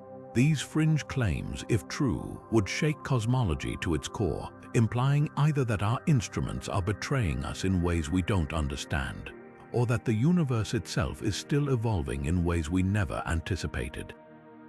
At first glance, the idea seems absurd. The CMB's uniformity is one of the pillars of modern cosmology, its temperature locked in at 2.725 Kelvin since the era of recombination. But look closer and curious hints emerge. In 2014, a team analyzing data from the Planck satellite reported subtle temperature variations across different sky surveys, as if the CMB's glow had flickered ever so slightly over time. Other researchers, sifting through decades of ground-based observations, claimed similar anomalies, patches of sky where the temperature appeared to drift by fractions of a microkelvin. The deviations are vanishingly small, but in a field where precision is everything, even a whisper of change raises eyebrows. Skeptics argue these variations are almost certainly artifacts. Earth's atmosphere, instrumental noise, even the slow accumulation of dust on telescope mirrors could introduce false signals. The Planck team itself dismissed the temperature shifts as systematic errors, ghosts in the machine rather than the cosmos. But here's the provocative twist. Some of these alleged changes appear correlated across multiple instruments, as if the signal, if it exists, isn't just random noise. It's like multiple witnesses independently reporting the same strange event, despite having no reason to conspire. The most dramatic explanation: the universe's fundamental constants might not be so constant. If the fine structure constant which governs how light interacts with matter drifted over billions of years, it could alter how we perceive the CMB's temperature. Alternatively, dark energy's influence could be warping spacetime unevenly, creating localized hot or cold spots that shift over epochs. Picture a hall of mirrors where the glass slowly distorts over time. The reflections wouldn't just change, they'd carry hidden clues about the mirrors themselves. Then there's the multiverse angle. If our universe is one bubble among many, brushing against a neighboring reality could induce subtle, time-varying disturbances in the CMB. These wouldn't be the violent collisions that might create cold spots, but gentler nudges, cosmic tides ebbing and flowing across billions of years. It's the astronomical equivalent of feeling a distant train's vibration through the ground long before you hear it. What makes this mystery so compelling isn't the evidence, which remains hotly contested, but the sheer audacity of the questions it forces us to ask. If the CMB isn't the immutable relic we thought, everything from the age of the universe to the nature of dark matter might need rethinking. Whether it's a measurement glitch or a crack in cosmology's foundation, one thing's clear: even the universe's oldest light might still have secrets left to reveal. And that's a revelation worth chasing. At the smallest scales imaginable, trillions of times tinier than an atom, space itself might not be smooth and continuous, but a seething, frothing chaos known as quantum foam. This bizarre concept, born from the marriage of quantum mechanics and general relativity, suggests that space-time flickers unpredictably at the Planck scale, with virtual particles popping in and out of existence like bubbles in a boiling pot. And here's where it gets wild. Some physicists believe these quantum tremors, though unimaginably small, might have left faint echoes in the cosmic microwave background, subtle imprints of spacetime's gritty, granular nature written into the oldest light in the universe. To grasp how this could work, picture the early universe as a stormy ocean. Inflation, the universe's explosive expansion, would have stretched these quantum waves ripples in the very fabric of reality, from subatomic scales to cosmic proportions. Normally, such tiny fluctuations would vanish into the noise, but inflation's exponential growth could have amplified them, turning microscopic jitters into the large-scale temperature variations we see in the CMB today. It's like blowing up a single pixel from a grainy photograph until it covers an entire wall. The imperfections become impossible to ignore. The smoking gun would lie in the CMB's statistical anomalies. Quantum foam predictions suggest spacetime's granularity could introduce subtle correlations between temperature fluctuations at specific scales, patterns that don't quite fit the standard Gaussian randomness we expect. Imagine rolling dice and noticing that certain numbers appear together slightly more often than probability allows. That's the kind of oddity researchers are hunting for in the CMB's hot and cold spots, a possible trace of spacetime's quantum origins. Yet the search is fraught with controversy. Detecting Planck-scale effects in the CMB is like trying to hear a pin drop in a hurricane. The signals, if they exist, would be buried under layers of cosmic noise and competing astrophysical processes. Some critics argue that current anomalies, like the famous axis of evil alignment, could just as easily stem from measurement biases or undiscovered galactic interference. Others counter that we might need entirely new statistical tools to tease out quantum foam's fingerprints, tools that haven't been invented yet. The stakes couldn't be higher. If quantum foam's signature were confirmed, it wouldn't just validate a bold hypothesis, it would bridge the chasm between quantum mechanics and gravity, two pillars of physics that have resisted unification for a century. Theories like loop quantum gravity or string theory, which predict spacetime's granular nature, would gain crucial experimental support. Conversely, if the CMB remains silent, it might force a rethink of how quantum effects manifest on cosmic scales, or even hint that spacetime's foaminess is a mathematical illusion. What makes this mystery so mesmerizing isn't just the science, it's the sheer audacity of the quest. We're using light from the universe's infancy to probe reality at its smallest possible scales, a cosmic detective story spanning 60 orders of magnitude. Whether the CMB's quantum echoes are real or not, the hunt itself is pushing the boundaries of what we thought was measurable, proving once again that the universe's greatest secrets often hide in plain sight, written in light we've been staring at for decades. What if the cosmic microwave background isn't just a map of the universe's birth, but a cosmic projector screen encoding the universe's true nature as a hologram? This mind-bending idea suggests the three-dimensional reality we experience might be an illusion, with all information stored on a two-dimensional surface like the CMB itself. The theory stems from black hole physics, where the event horizon's surface area, not its volume, appears to store all information about what falls inside. Applied to cosmology, this holographic principle proposes that the universe's entire history could be written on its outermost boundary, with the CMB's fluctuations serving as pixels in this grand cosmic display. Think of it like a newspaper photograph. Up close, you see individual dots meaningless on their own, but step back and those dots resolve into a coherent image. Similarly, the CMB's hot and cold spots might not just be random temperature variations, but bits of data projecting our three-dimensional reality from some fundamental two-dimensional layer. The mathematics behind this is staggering. Certain string theory models show how higher dimensional physics can be perfectly described by equations operating on lower dimensional surfaces, like a cosmic version of optical illusions where flat surfaces create the appearance of depth. The smoking gun would be hidden in the CMB's statistics. In a holographic universe, fluctuations should exhibit subtle correlations, specific mathematical relationships between temperature variations at different scales. It's like finding hidden watermarks in the cosmic background, patterns that don't make sense unless you assume information is being projected from a lower dimension. Some researchers claim tentative evidence, anomalous alignments in the CMB's multipole, moments that resemble predictions from holographic models.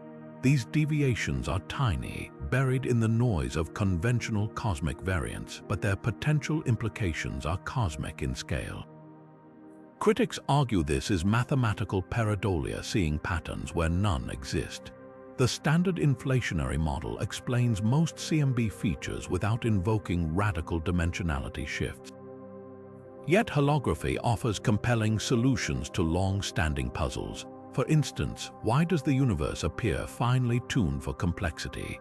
In a holographic framework, this fine-tuning might emerge naturally from information theoretic limits governing how much data can be stored on the cosmic boundary. It's the difference between carefully balancing a house of cards versus realizing the cards were always part of a painted mural. The apparent precision was an illusion of perspective all along. The most astonishing implication, if the holographic principle holds, the CMB isn't just light. It's the universe's hard drive. Every galaxy, every star, even our own consciousness might ultimately be shadows cast by information flickering on this primordial surface. Future CMB experiments probing polarization at unprecedented resolutions could hunt for the telltale pixelation this theory predicts. Whether confirmed or debunked, the mere possibility transforms our view of the cosmos, from a vast emptiness sprinkled with matter to an intricate, interconnected data structure where every fluctuation tells part of a story we're only beginning to decode. Black holes aren't just cosmic vacuum cleaners lurking in galaxies. They might also be hiding in the cosmic microwave background as ghostly imprints of the universe's first moments. Among the CMB's many anomalies, some scientists speculate that certain temperature fluctuations and polarization patterns could be the last whispers of primordial black holes, tiny, super-dense objects that formed not from collapsing stars, but from the violent chaos of the Big Bang itself. These hypothetical relics would have evaporated long ago, vanishing in bursts of radiation, but their fleeting existence could have left scars on the CMB that we're only now learning to recognize. The idea hinges on scale. Primordial black holes, if they existed, would have been vastly smaller than their stellar-born cousins, some as light as a mountain yet as compact as an atom. Their birth would have been a product of random density fluctuations in the early universe, pockets of matter so dense they collapsed directly into black holes without ever forming stars. Unlike modern black holes, these ancient objects wouldn't linger for eons. Thanks to Hawking radiation, they'd evaporate explosively, some within seconds of their creation, others lingering just long enough to interact with the infant cosmos. But in that brief window, they could have done something extraordinary, distorting space-time around them, heating nearby plasma, or even creating shock waves in the primordial soup. These interactions would leave traces, a primordial black hole evaporating just before recombination. The moment the CMB was born could have dumped energy into its surroundings, creating a localized hotspot in the plasma. Conversely, one that vanished earlier might have left a gravitational imprint, a subtle lensing effect warping the paths of nearby photons. Over billions of years, these signals would stretch and fade, but mathematically, their fingerprints should still linger in the CMB's temperature and polarization maps. It's like finding the charred outline of a long-vanished firework on a piece of parchment. The event itself is ancient history, but the mark remains. Some researchers point to specific anomalies as potential candidates.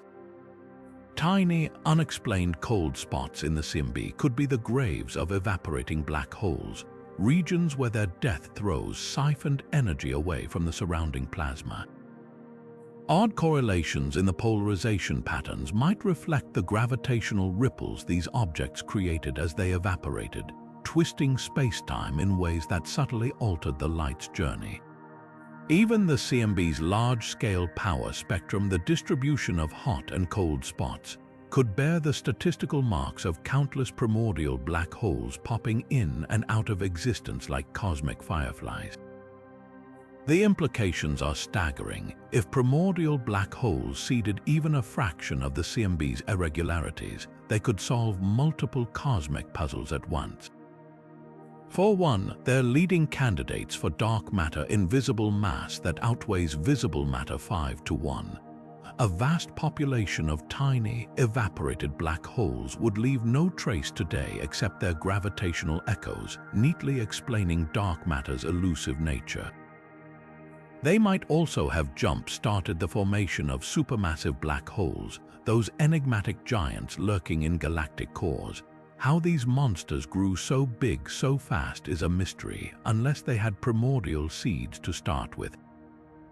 Yet the theory isn't without its skeptics. The same signals attributed to black holes could also stem from cosmic strings, exotic particles, or even plain old statistical noise. Without a smoking gun, a distinct, unambiguous pattern in the CMB that only evaporating black holes could create, the idea remains speculative. Future telescopes like the upcoming Light Bird mission or next-generation ground-based arrays could settle the debate. By mapping the CMB's polarization with unprecedented precision, they might spot the telltale swirls or hotspots that betray a black hole's fleeting presence. What makes this mystery so captivating isn't just the science, it's the sheer audacity of the quest. We're using the universe's oldest light to hunt for objects that vanished nearly 14 billion years ago, objects so small and transient they defy conventional detection. Whether primordial black holes are real or not, their theoretical fingerprints push cosmology to its limits, forcing us to ask not just how the universe evolved, but what bizarre creatures might have prowled its primordial depths. And if we do find them, it'll be proof that even the faintest echoes can carry the loudest truths. Could the cosmic microwave background hold evidence that our universe isn't alone, that it's just one bubble floating in an infinite cosmic foam of parallel realities? One of the most mind-bending possibilities in modern cosmology is that certain anomalies in the CMB, those mysterious cold spots and unexpected alignments, might be bruises from collisions with other universes. The idea isn't just science fiction. If the multiverse is real, and if these bubble universes occasionally bumped into one another in the frenzied expansion of the early cosmos, those crashes could have left scars in the ancient light we see today. Take the infamous cold spot, a vast region in the CMB that's noticeably colder than its surroundings. This anomaly stretches nearly 2 billion light-years across, far larger than standard cosmic variance should allow. One proposed explanation: it's the imprint of a multiverse collision, a moment when another universe grazed ours long ago, draining energy from that patch of space like a cosmic ice pack pressed against the skin of our reality. Picture two soap bubbles merging in a sink. Where they touch, the surface warps, creating a dimple. If something similar happened between universes, the gravitational distortion could have cooled the CMB in that spot, leaving behind a shadow we're only now decoding.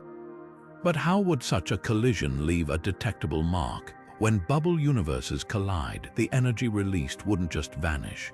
It would ripple outward, compressing or stretching space-time in ways that alter the path of photons traveling through it. These distorted photons would reach us as subtle temperature dips in the CMB, localized in specific shapes, concave lenses of cold where the other universe's gravity siphoned away energy. Some models even predict concentric rings of temperature variation, like ripples from a stone tossed into a pond, where the collision's shockwaves propagated through the primordial plasma. Critics argue these anomalies could have mundane explanations. The cold spot might simply be a vast cosmic void, a region where matter is unusually sparse, casting a cold shadow via the integrated Sachs-Wolf effect. Or it could be a statistical fluke, an unlikely but not impossible random fluctuation in the CMB's chaos. However, detailed studies show the cold spot's properties are hard to explain with standard cosmology. Its temperature drop is sharper than most voids predict, and its size pushes the limits of what's probable in a universe without extra ingredients. The most tantalizing support comes from simulations. When cosmologists model bubble universe collisions, the resulting CMB signatures bear eerie resemblance to real anomalies. These simulated collisions produce cold spots with specific temperature profiles, often accompanied by faint, ring-like patterns in polarization, features some claim to see in Planck satellite data. It's like finding a footprint that matches a suspect's shoe, not conclusive proof, but enough to keep the investigation alive. Yet the multiverse theory has a catch: it's notoriously hard to test.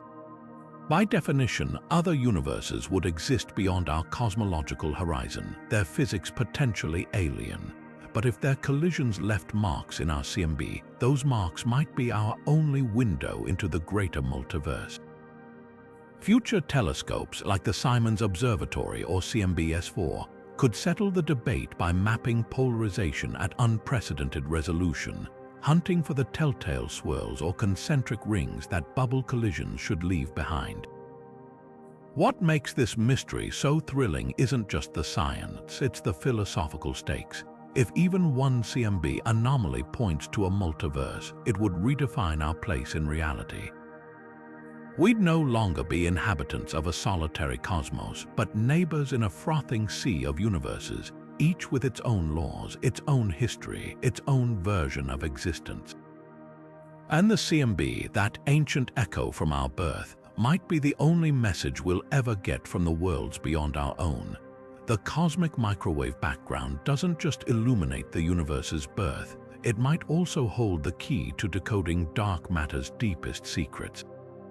While dark matter famously refuses to interact with light, its gravitational influence sculpted the CMB's intricate patterns in ways we're only beginning to unravel. Hidden within those subtle temperature fluctuations lies a potential treasure trove of clues about dark matter's enigmatic nature. Whether it's warm instead of cold, whether it interacts with itself, or even if it's made up of multiple distinct components. Take the CMB's power spectrum, that graph of hot and cold spot sizes that cosmologists study like a cosmic barcode. The precise shape of this spectrum depends crucially on how matter clumped together in the early universe. Dark matter's gravity acted as an invisible scaffold, guiding ordinary matter into the dense regions we see as galaxy clusters today. But here's the catch: if dark matter behaves differently than our standard, cold, collisionless models assume, those deviations would leave subtle fingerprints in the spectrum. It's like listening to an orchestra where one instrument is slightly out of tune. The melody still plays, but the discordant notes betray something unexpected beneath the surface. One tantalizing hint comes from small-scale fluctuations. The lambda cold dark matter model predicts a specific damping of these tiny ripples, a smoothing caused by dark matter's gravity, gently suppressing the growth of the smallest structures. But some observations, including those from the Planck satellite, suggest this damping might be stronger than expected. This could mean dark matter isn't entirely cold.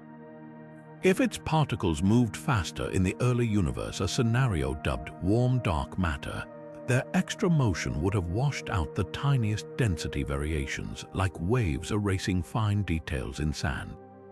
Alternatively, if dark matter particles interacted with each other through some unknown force, these collisions could have similarly blurred the cosmic blueprint.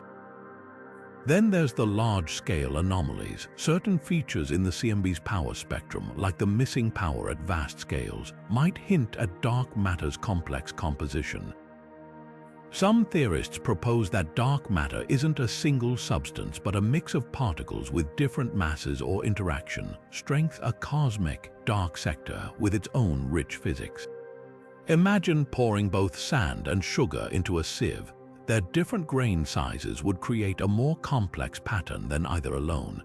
If multiple dark matter species coexisted, their combined gravitational influence could explain why the CMB's fluctuations don't quite match simple models.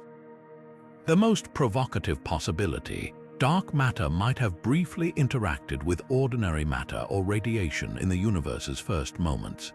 Most models assume dark matter stayed aloof, but if it exchanged even a whisper of energy with photons or electrons during recombination, it would have left a distinct imprint in the CMB's polarization patterns.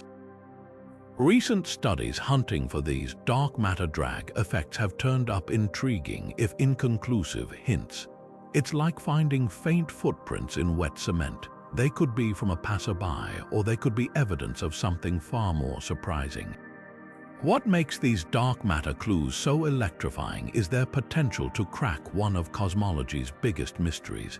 The CMB isn't just a relic of light, it's a dark matter detective, recording gravitational whispers from an unseen world. Every anomaly in its patterns could be a breadcrumb leading us closer to understanding the invisible backbone of the cosmos.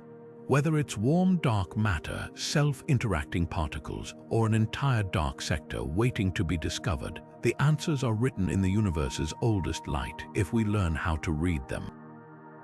Dark energy is supposed to be the universe's latecomer, a mysterious force that only began dominating cosmic expansion billions of years after the Big Bang.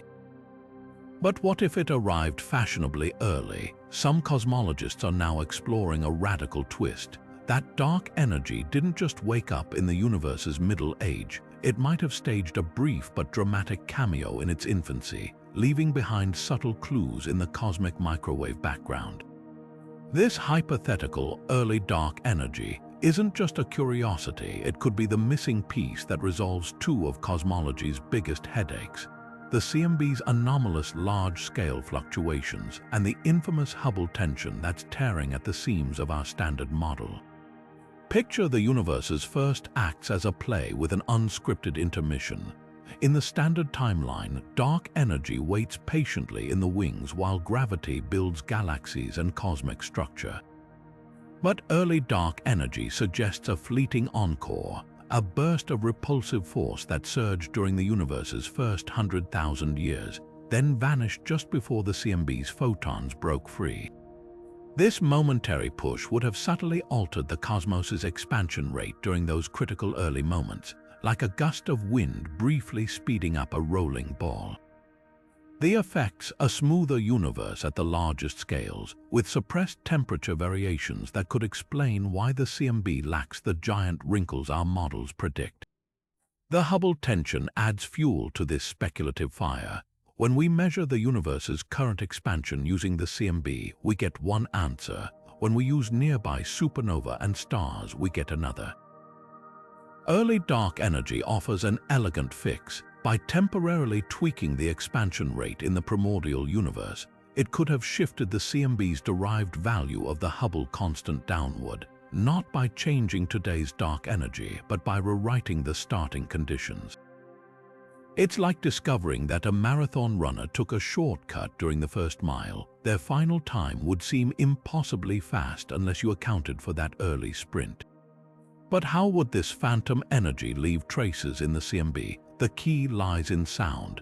the early universe was a resonant cavity with pressure waves racing through the hot plasma like sound in air. Early dark energy would have altered the speed of these waves, changing how far they traveled before freezing into the CMB's hot and cold spots. This would leave a distinct signature in the spacing between the CMB's acoustic peaks, a subtle shift that some analyses claim to detect. Imagine striking a bell and noticing its tone is slightly flatter than expected. Early dark energy could be the invisible finger that nudged the pitch. Critics aren't convinced. The evidence remains tentative, buried in statistical noise and competing explanations. Some argue that early dark energy is a band-aid, a convenient narrative twist that papers over gaps in our understanding without truly explaining why dark energy would surge and vanish. Others point to alternative fixes, like tweaks to neutrino physics or revisions to how we measure cosmic distances. The boldest skeptics suggest the tension itself might be an illusion, a collective blind spot in how we interpret data across different observational methods. Yet the theory's audacity is its strength. Early dark energy challenges the comforting assumption that cosmic forces behave predictably across time. If proven, it would mean dark energy isn't a static stagehand but a dynamic actor with multiple roles in the cosmic drama, appearing, exiting, and reappearing when least expected. Future CMB experiments like the Simons Observatory could settle the debate by hunting for the theory's unique fingerprints in polarization patterns or refining measurements of the universe's early expansion rate. What makes this mystery so gripping isn't just the science, it's the philosophical stakes. If early dark energy is real, then the universe's evolution isn't a smooth, deterministic arc, but a story with unexpected twists written in the very first pages. And the CMB, that ancient parchment of light, might be hiding the marginal notes that change how we read the entire book. One of the most unsettling claims in cosmology suggests the cosmic microwave background isn't just lopsided, it might be spinning. At least that's the bold conclusion some researchers draw from hints of large-scale vorticity in the CMB, a subtle rotational asymmetry that defies our assumptions about the universe's perfect isotropy. If true, it would mean the cosmos isn't just expanding, it's carrying a faint primordial whirl, like a trace of the universe's first twirl frozen into the fabric of spacetime itself. This idea hinges on peculiar patterns in the CMB's polarization. Photons from the early universe carry an imprint of their last scattering, a directional fingerprint that should average out to randomness across the sky. Yet certain analyses, particularly studies of curl-like B-mode polarization, reveal unexpected swirls, as if vast sections of the primordial plasma were rotating in concert. It's the cosmological equivalent of watching leaves circle a drain, except the drain spans billions of light years and the water is the universe itself. The implications are staggering. Standard cosmology treats the universe as isotropic, the same in all directions, with no preferred axis or rotation. This principle is baked into Einstein's equations and confirmed by everything from galaxy surveys to the CMB's near-perfect uniformity. But rotational asymmetry throws a wrench into that simplicity. If the infant universe had even a slight spin, it would demand entirely new physics, perhaps relics from before the Big Bang, like a cosmic gyroscope set in motion by some earlier epoch. One radical explanation ties this to black hole cosmology. Some theorists speculate our universe could be the interior of a black hole in apparent reality, inheriting its rotation from the collapse that birthed us. In this scenario, the CMB's vorticity would be a ghostly echo of that ancestral spin, a cosmic DNA strand encoding our origins. Others propose more exotic fixes, like torsion fields in Einstein-Cartan gravity, where space-time itself twists like a corkscrew, imparting rotation to everything within it. Yet skepticism runs deep. Detecting universe-scale rotation isn't just technically challenging, it's philosophically fraught. the Planck satellite's data shows no definitive evidence, and many argue the alleged swirls are artifacts of galactic dust or incomplete foreground modeling. Even if the signal is real, it might not require a spinning cosmos. Alternative explanations include primordial magnetic fields, warping polarization, or gravitational lensing from unseen cosmic structures, less thrilling than a universe in motion, but far easier to reconcile with known physics. What makes this mystery so compelling isn't just the audacity of the claim, it's the razor-thin line between discovery and delusion. The CMB's rotational whispers could be the first clue to a universe far more dynamic than we dreamed, or they could be cosmic static masquerading as meaning. Either way, they remind us that even the quietest light carries echoes of revolutions we're only beginning to imagine. Among the cosmic microwave background's most perplexing statistical quirks is something that isn't there: the missing correlations. When scientists map how temperature fluctuations relate to one another across the sky, they expect to see a smooth, predictable pattern. Hot spots should correlate with other hot spots at similar distances, cold spots with cold spots, following the elegant statistics of Gaussian randomness.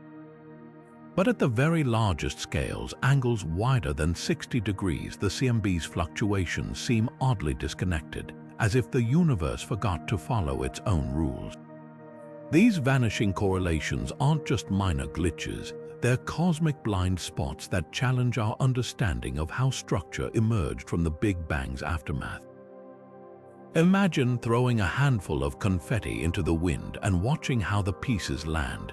In a perfectly balanced system, you'd expect some clumps and gaps, but overall, the distribution would follow predictable statistical trends.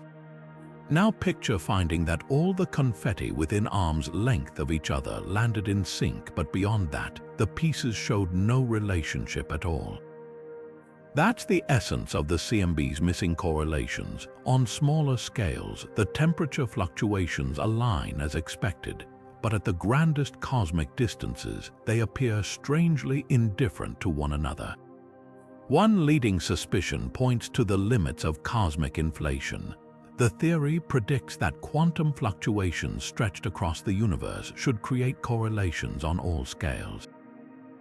Yet if inflation lasted slightly shorter than we assume, or if its energy dynamics varied in unexpected ways, it might have failed to imprint those large-scale connections. Think of it like recording a symphony but cutting off the first few notes. The music still plays, but the opening harmony is lost. Alternatively, the missing correlations could hint at a fundamental granularity to spacetime itself, a pixelation of reality that only becomes apparent when we zoom out to the universe's broadest vistas. Then there's the cosmic variance problem. Even in a perfectly Gaussian universe, random statistical fluctuations mean some correlations might appear missing simply by chance. But the size of the discrepancy pushes the boundaries of plausibility. The odds of such a dramatic drop in large-scale correlations happening randomly are less than 1 in 1,000 cosmic dice, rolled too many times without landing on the expected number. This has led some researchers to propose more radical solutions, like the idea that our universe is a patchwork of distinct inflationary domains, each with slightly different physics, stitched together in a way that erased the largest-scale connections. The most tantalizing possibility: the missing correlations might be a window into pre-Big Bang physics. Certain models of quantum gravity suggest that spacetime's structure at the Planck scale could impose a natural cutoff on correlations, like a cosmic resolution limit. If true, the CMB isn't just a relic of the universe's birth, it's a magnifying glass held up to the very fabric of reality, revealing fractures we've yet to fully comprehend. What makes this mystery so compelling is its quiet defiance. The absence of correlations isn't a glaring anomaly demanding attention. It's a subtle statistical sigh, easy to overlook but impossible to ignore once seen.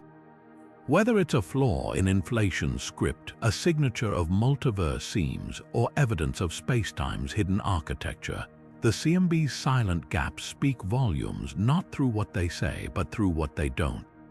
The cosmic microwave background carries a snapshot of the universe at age 380,000 years old, the moment electrons and protons first embraced to form hydrogen atoms, freeing light to travel across the cosmos. This pivotal instant, called recombination, is supposed to be a well-understood chapter in cosmic history, its physics etched into the CMB's power spectrum with mathematical precision. But subtle anomalies in that spectrum suggest something unexpected. Recombination might not have played out exactly as our models predict. The universe's transition from opaque plasma to transparent gas could have been messier, slower, or punctuated by events we haven't yet accounted for, leaving behind clues in the CMB's fine details. At the heart of this mystery lies a delicate dance of particles. As the universe expanded and cooled, electrons and protons should have combined swiftly into neutral hydrogen, releasing photons in a final burst of scattering that became the CMB. Simulations of this process, governed by quantum mechanics and thermodynamics, predict a specific pattern of acoustic oscillations, peaks and troughs in the CMB's temperature fluctuations that correspond to sound waves frozen in time. Yet recent high-precision measurements, particularly from the Planck satellite, reveal slight deviations in these peaks. The third peak, which encodes details about baryon density, appears marginally fainter than expected, while the ratios between higher-order peaks show curious inconsistencies. It's as if the universe's grand symphony skipped a beat during its crescendo, leaving cosmologists scrambling to explain why. One possibility is that recombination wasn't the clean, uniform process we imagine. In standard models, hydrogen forms smoothly as the universe cools past 3000 Kelvin. But if pockets of the cosmos cooled unevenly due to turbulent magnetic fields, variations in dark matter density, or even the decay of exotic particles, recombination could have occurred at different rates in different places. Picture a lake freezing over on a windy night. Some patches form smooth ice, while others, churned by waves, solidify in jagged, irregular sheets. Similarly, a lumpy recombination would leave behind a distorted power spectrum, with some acoustic peaks muted or enhanced in ways that defy conventional predictions. Another tantalizing explanation involves the very atoms themselves. Hydrogen recombination relies on quantum transitions between energy levels, but what if those transitions were influenced by forces beyond standard physics? Some theorists propose that dark matter interactions or primordial magnetic fields could have subtly altered the energy states of hydrogen, delaying or accelerating recombination in specific regions. It's akin to tuning a radio and finding certain stations broadcast at slightly the wrong frequency, evidence of interference from an unseen source. If true, these tweaks wouldn't just reshape the CMB's peaks, they'd hint at entirely new physics operating behind the scenes during the universe's infancy. Then there's the wild card of early dark energy, a fleeting burst of repulsive force that might have briefly surged during recombination. By tweaking the expansion rate at this critical moment, it could have stretched or compressed the sound waves imprinted in the CMB, subtly warping the power spectrum's peaks. Imagine recording a song while someone randomly adjusted the playback speed. The melody would still be recognizable, but the notes would land at unexpected intervals. Current data leaves room for this speculative guest appearance, though definitive proof remains elusive. What makes these anomalies so compelling isn't just their defiance of models, it's what they imply about our cosmic blind spots. Recombination isn't just a footnote in the universe's history, it's the moment light first escaped, carrying with it a coded message about the forces at play. Every deviation in the CMB's power spectrum is a potential clue, a whisper from an era when the universe was still figuring out what it wanted to be. Whether it's dark matter's hidden hand, exotic particles, or gaps in our own understanding, the answers are etched into that ancient light waiting to be decoded. What if the cosmic microwave background holds echoes of realms beyond our own, hidden dimensions, folded into the fabric of reality so tightly we've never glimpsed them?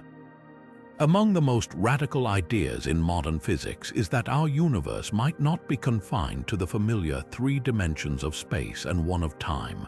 String theory, the leading candidate for unifying quantum mechanics and gravity, suggests there could be 6 or 7 additional dimensions, curled up at scales a billionth of a trillionth the size of an atom.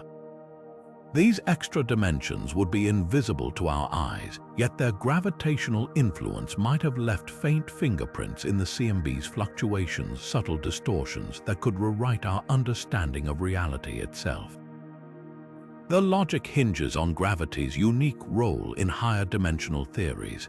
While electromagnetism and the nuclear forces are bound to our four-dimensional spacetime, gravity, according to string theory, can leak into extra dimensions, weakening its grip on our universe at very small scales. During inflation, when quantum fluctuations were stretched to cosmic proportions, this leakage could have imprinted distinctive patterns in the CMB's temperature variations. Picture trying to hear a conversation through a wall. If some sound escaped into another room, the voices would carry a peculiar echo.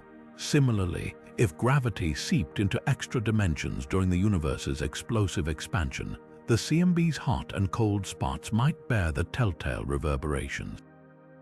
One smoking gun would be anomalies in the CMB's gravitational lensing. As photons from the CMB travel toward us, the gravity of cosmic structures bends their paths, creating a faint smearing effect. But if extra dimensions exist, their gravitational influence would subtly alter this lensing in predictable ways. Certain models predict that lensing distortions should appear slightly stronger on small angular scales, as if an unseen hand were amplifying gravity's pull. The Planck satellite's data shows hints of such excess lensing, though the signal remains too faint to claim a discovery. It's like finding footprints that suggest someone walked with an extra limb. The evidence is circumstantial but impossible to ignore. Then there's the spectral tilt of the CMB's fluctuations. In standard cosmology, inflation predicts nearly scale invariant fluctuations, similar patterns whether you're looking at a patch of sky the size of a moon or a galaxy cluster. But extra dimensions could introduce minute deviations, tilting the spectrum in ways that reflect the geometry of hidden spatial folds. Think of it like holding a sheet of paper against a textured wall. Even if you can't see the wall, the way the paper presses against it might reveal bumps and grooves underneath. Some analyses of the CMB's power spectrum show curious mismatches with single-field inflation models, gaps that higher dimensional gravity might fill. The most tantalizing possibility, the CMB could encode the actual shape of these extra dimensions. String theory proposes Calabi-Yau manifolds, complex, multi-dimensional shapes that determine particle properties. If these manifolds distorted primordial gravity waves, their signature might linger in the CMB's B-mode polarization as intricate swirls within swirls. Decoding those patterns could be like finding a cosmic Rosetta Stone, translating higher dimensional geometry into a language we can finally understand. Yet skepticism runs deep.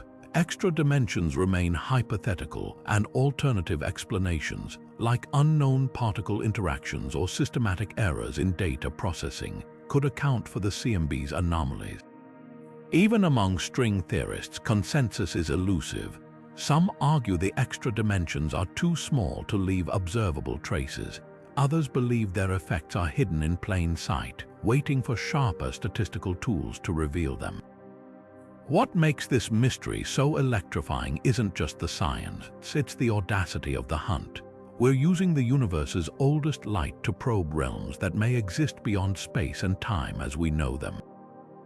Whether the CMB's whispers lead us to extra dimensions or dead ends, they remind us that reality's deepest truths often lurk just beyond the edges of our perception.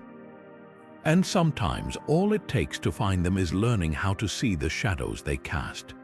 The fine structure constant is one of the universe's most peculiar numbers, a delicate balance of fundamental forces that determines how light interacts with matter. For decades, physicists assumed this constant lived up to its name, truly constant, unchanging across time and space. But what if it isn't? Hidden within the cosmic microwave background's faint glow, some researchers believe they've spotted tantalizing hints that this so-called constant might have varied over cosmic history, rewriting the rules of physics in ways we're only beginning to grasp. This idea isn't as far-fetched as it sounds. The fine structure constant, represented by the Greek letter alpha, is a cocktail of nature's most basic ingredients: the speed of light, the charge of an electron, and Planck's constant. Tweak any of these and alpha changes, altering the very fabric of atomic interactions. In the early universe, where energies were extreme and physics untested, such variations might have been possible. The CMB offers a unique test. When photons decoupled from matter during recombination, their interaction with hydrogen left subtle imprints in the CMB's spectral lines, imprints that should reflect alpha's value at that moment. By comparing these ancient signatures to laboratory measurements today, scientists can hunt for shifts across 13.8 billion years. The first clues emerged when astronomers studied distant quasars, using their light as cosmic time capsules. Some analyses suggested alpha might have been slightly smaller in the early universe, a discrepancy of just a few parts in a million, but enough to raise eyebrows. If true, the CMB should show parallel anomalies, particularly in the ratios of certain spectral distortions. Remarkably, Planck satellite data reveals faint oddities in the CMB's peaks and troughs, tiny mismatches that align eerily with the quasar findings. It's like finding two clocks built centuries apart ticking at imperceptibly different rates. The chances of both being wrong in the same way, astronomically slim. Critics argue these anomalies could stem from mundane sources, instrumental noise, unresolved foreground emissions, or even the way we model recombination. Yet the persistence of the signal across independent datasets keeps the debate alive. If alpha truly varied, the implications would be staggering. It would mean the laws of physics aren't engraved in stone but shift with the universe's expansion. A radical departure from Einstein's vision of a static, unchanging cosmos. Some theorists propose this could tie into string theory's landscape of possible universes, where constants settle into different values across space and time. Picture a vast cosmic quilt with each patch stitched together by slightly different threads of physics. The most provocative possibility: these variations might not be random. If alpha's changes correlate with specific cosmic epochs, like the onset of dark energy dominance, they could hint at a deeper connection between fundamental constants and the universe's accelerating expansion. It's as if the cosmos itself is dialing the knobs of reality, fine-tuning its own laws as it evolves. Future CMB experiments, like next-generation spectrometers probing primordial molecules, could settle the debate, either cementing alpha's constancy or unveiling a universe far more dynamic than we ever imagined. What makes this mystery so captivating isn't just the science, it's the philosophical weight. Constants are the foundation of reality, the fixed points we build our understanding upon. If they waver even slightly, it's not just equations that change, it's our very sense of cosmic order. Whether the CMB's whispers confirm a shifting alpha or expose new layers of complexity in our measurements, one thing is certain: the universe still holds surprises that challenge the bedrock of physics itself. Among the most mind-bending explanations for cosmic microwave background anomalies is the idea that we're seeing echoes from universes beyond our own, ghostly imprints left by parallel realities brushing against ours in the quantum foam of the multiverse. The concept sounds like science fiction, but serious physicists have explored how collisions between bubble universes could leave detectable scars in the CMB's temperature and polarization patterns. If real, these phantom fingerprints would rewrite not just our cosmic story, but our understanding of reality itself. The multiverse theory suggests our universe is one of countless bubbles in an eternally inflating cosmos, each with its own physics, constants, and perhaps even dimensions. Like soap suds in a sink, these bubbles occasionally collide, creating shock waves where they meet. In 2010, researchers calculated what such a collision would look like in the CMB, a distinctive circular temperature anomaly with sharp edges and concentric rings of polarization, like ripples from a pebble dropped into the fabric of spacetime. Remarkably, several features in Planck satellite data match this prediction, including the famous cold spot and unusual disk-shaped fluctuations. These could be cosmic bruises, regions where another universe's gravity tugged at ours during inflation, leaving behind cooler patches in the primordial plasma. But the real smoking gun would lie in the CMB's polarization patterns. A true bubble collision should produce swirling B-mode polarization aligned with temperature discontinuities, a cosmic bullseye where the other universe's energy warped spacetime in a specific configuration. While current instruments lack the precision to confirm this, next-generation telescopes like CMB-S4 will scan for these telltale swirls with unprecedented sensitivity. It's the astronomical equivalent of dusting for fingerprints at a crime scene, except the suspect might be an entirely separate reality. Skeptics argue these anomalies could stem from more mundane sources, cosmic voids, instrumental noise, or even statistical flukes. Yet the patterns persist across multiple datasets, clustered in ways random chance can't easily explain. Even more intriguingly, some apparent collision signatures align along a common axis, as if multiple bubbles made contact along a preferred direction. This multiverse dipole would defy the cosmological principle's expectation of universal isotropy, suggesting our cosmic neighborhood has an actual side where other universes press against it. What makes this theory so electrifying isn't just its audacity, but its testability. Unlike many multiverse hypotheses that remain philosophically untouchable, bubble collisions leave concrete predictions in observational data.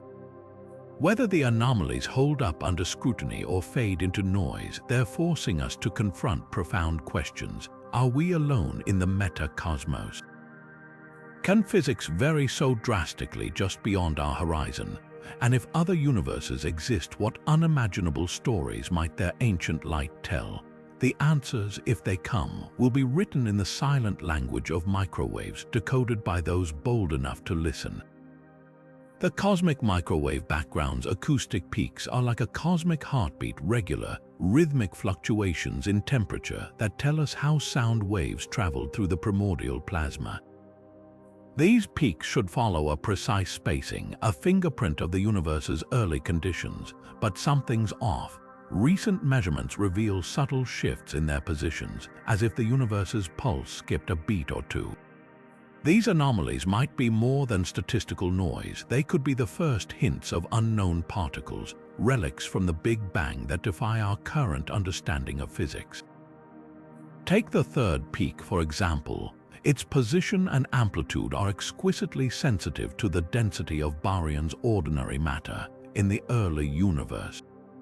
Yet in some analyses it appears slightly offset from where our models predict, as if an unseen force nudged it out of place. One compelling explanation: the presence of extra-relativistic particles, lightweight, fast-moving entities that wouldn't interact with light, but would subtly alter how sound waves propagated through the primordial soup. Picture a crowded room where invisible dancers weave between guests, subtly shifting the flow of conversation without ever being seen. These particles, if they existed, would have done the same to the universe's earliest vibrations. The candidates for these phantom particles are as fascinating as they are elusive. Neutrinos are the obvious suspects. We know they flooded the early universe, and their weak interactions would fit the bill. But the shifts in the CMB's peaks suggest something even more exotic: sterile neutrinos, hypothetical cousins of the known neutrino flavors that interact only through gravity. Or perhaps actions, ultralight particles predicted by quantum field theory, flitting through the cosmos like cosmic ghosts. Even more radical possibilities include gravitons, the hypothetical carriers of gravity, or remnants of higher dimensional physics that briefly made their presence felt during those first chaotic moments. What makes these shifts so tantalizing is their timing. The acoustic peaks were set in stone during recombination, when the universe transitioned from plasma to neutral gas. Any particles that were relativistic at that epoch, meaning they moved near light speed, would have influenced how sound waves traveled, leaving behind a distinct signature in the peak spacing. If the anomalies hold up under scrutiny, they could point to a richer particle zoo than the standard model predicts, one that existed only in the universe's most energetic infancy before vanishing into the cosmic background. But alternative explanations linger. Could systematic errors in our measurements, like incomplete modeling of galactic dust or instrumental noise, be masquerading as peak shifts? Or might dark energy, with its enigmatic influence on cosmic expansion, have played a role in warping the sound wave's fossilized imprint? The challenge lies in disentangling these possibilities, a task that demands ever more precise CMB maps and cross-checks from independent cosmological probes. The stakes couldn't be higher. If the shifts are real, they're not just tweaks to our models, they're cracks in the foundation, suggesting entire chapters of particle physics we've yet to write. Every anomaly in the CMB's acoustic peaks is a whisper from the universe's first moments, a reminder that the cosmos still holds cards it hasn't shown us. And as we refine our ability to listen, those whispers might just grow into revelations. For decades, cosmologists have treated the universe's geometry as settled, a flat, infinite expanse where parallel lines never meet and the angles of a triangle always add up to 180 degrees. The cosmic microwave background seemed to confirm this, with its precise pattern of temperature fluctuations matching flat universe models to near perfection. But in 2019, the Planck satellite team dropped a bombshell. Their final data release hinted that the universe might not be flat after all.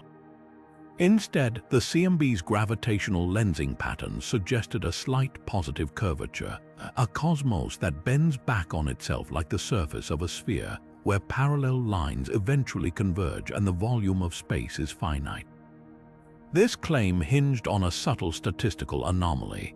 In a perfectly flat universe, gravitationally lensed CMB photons, those whose paths were bent by intervening matter, should exhibit a specific relationship between their temperature and polarization.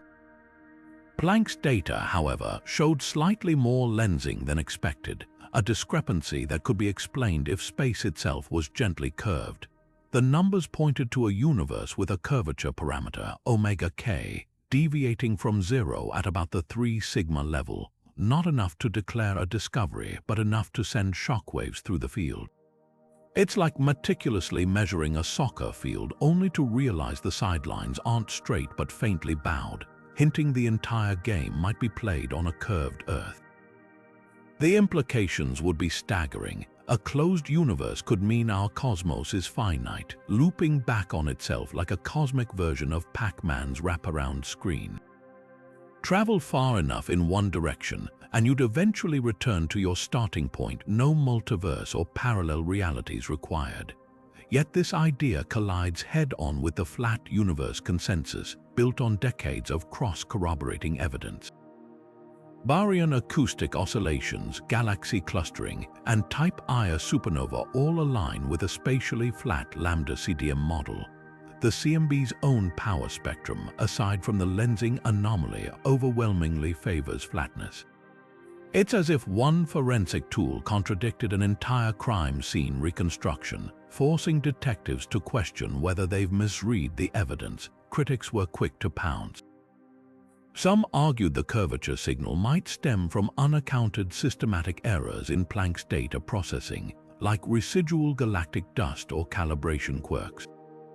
Others pointed to cosmic variance, the statistical flukes inherent in observing just one universe. After all, the CMB is a single snapshot, and rare anomalies are inevitable even in a perfectly flat cosmos. A follow-up study using alternative lensing estimators even found the curvature signal vanished entirely, as if the universe had changed its mind. The debate reveals a deeper tension in cosmology. When do anomalies become discoveries, and when are they just noise masquerading as meaning? What makes this curvature debate so electrifying isn't just the science, it's the philosophical stakes. A closed universe would demand radical revisions to inflation theory, which naturally predicts flatness. Perhaps inflation didn't smooth spacetime completely, leaving behind relic curvature like wrinkles in an overstretched sheet. Or maybe dark energy's influence isn't constant but evolves in ways that mimic curvature over time. The simplest explanation, though, is that we're seeing a statistical mirage, a trick of the light that will dissolve with better data. Future CMB experiments like the Simons Observatory and CMB S4 aim to settle the argument with 10 times the precision, mapping lensing distortions at resolutions that could finally confirm or kill the curved universe hypothesis. Until then, the CMB's curvature whisper remains cosmology's ultimate Rorschach test, a signal some see as a revolution in the making, and others dismiss as a cosmic false alarm. Whether it's a flaw in our models or the first hint of a finite cosmos, the mystery forces us to confront an unsettling truth. Even the universe's shape isn't quite as solid as we thought. One of the strangest possibilities hidden in the cosmic microwave background's whispers isn't about light or matter. It's about the universe's most elusive particles, neutrinos, and a bizarre imbalance that might explain why anything exists at all. The so-called neutrino dipole is a theoretical signal in the CMB that could reveal a cosmic preference for neutrinos over their antimatter counterparts, antineutrinos. If real, this asymmetry would be a smoking gun for one of physics' biggest mysteries: why the universe is made of matter instead of equal parts matter and antimatter, which should have annihilated each other entirely after the Big Bang. Neutrinos are cosmic ghosts. Billions pass through your body every second without a trace, barely interacting with anything. Yet in the early universe, their behavior was crucial. During the first second after the Big Bang, neutrinos outnumbered protons by over 1 billion to 1, meaning even a tiny preference for matter over antimatter in their population could have tilted the cosmic scales. The CMB offers a way to test this. As neutrinos streamed freely through the primordial plasma, any asymmetry would have subtly altered how matter clumped together, imprinting a unique directional signal in the CMB's temperature fluctuations. A kind of cosmic lean where one hemisphere appears slightly more neutrino-rich than the other. The hunt for this dipole is like searching for a compass needle in a snowstorm. Scientists look for a specific pattern, hot and cold spots arranged not randomly, but aligned along a possible neutrino wind, as if the universe itself had a preferred direction for these particles. Preliminary studies of Planck satellite data have uncovered hints of such a signal, with one side of the CMB showing temperature anomalies consistent with a neutrino excess. The statistical significance is faint, like catching a whisper in a crowded room, but the potential implications are colossal. If confirmed, it would mean neutrinos played a starring role in shaping the universe's matter-dominated fate. Critics caution that galactic interference or instrumental artifacts could mimic the signal. Our own Milky Way's magnetic fields, for instance, distort the CMB in ways not fully understood. Yet the neutrino dipole's alignment doesn't match known galactic effects, keeping the mystery alive. Future CMB experiments with sharper polarization measurements could isolate the signal by tracking how putative neutrino flows would have twisted the light's journey through spacetime. What makes this search so profound isn't just the physics, it's the existential stakes. Every atom in your body exists because at some point, the universe broke the symmetry between matter and antimatter. Neutrinos, often seen as bit players, might have been the architects of that imbalance, their faint asymmetry amplified over eons into the stars, galaxies, and life we see today. The CMB's neutrino dipole isn't just a curiosity, it's a potential clue to why we're here at all. some of the darkest secrets of the early universe might be hiding in plain sight, etched into the cosmic microwave background as eerie, circular shadows. These peculiar patches, slightly colder than their surroundings, could be the final imprints of long-vanished primordial black holes, cosmic specters that briefly blazed into existence during the universe's fiery infancy before evaporating into oblivion. If real, these shadows would rewrite our understanding of black holes, dark matter, and the very fabric of space-time itself. Imagine a black hole so tiny it could fit in your palm yet weighed as much as a mountain, a singularity formed not from a dying star's collapse, but from the raw density fluctuations of the Big Bang's aftermath. These primordial black holes, theorized by Stephen Hawking in the 1970s, would have been born across a staggering range of sizes, from subatomic specks to colossal behemoths. The lighter ones, with masses less than an asteroid, would have lived fast and died young, vanishing in bursts of Hawking radiation long before the first stars flickered to life. But in their brief existence, they might have done something extraordinary, casting shadows on the last scattering surface, the moment when the universe became transparent and released the CMB. Here's how it would work. As the universe expanded and cooled, these tiny black holes would have exerted intense gravitational pulls on the surrounding plasma. Photons traveling toward us from the CMB that passed too close to one of these objects would have been deflected or redshifted, creating a faint cold spot in their wake. Think of it like holding a magnifying glass over a sunlit page. The glass bends the light, leaving a darker patch beneath it. Similarly, a primordial black hole would warp space-time just enough to leave a subtle chill in the CMB, a ghostly afterimage of its presence. The smoking gun would lie in the shape and spectrum of these cold spots.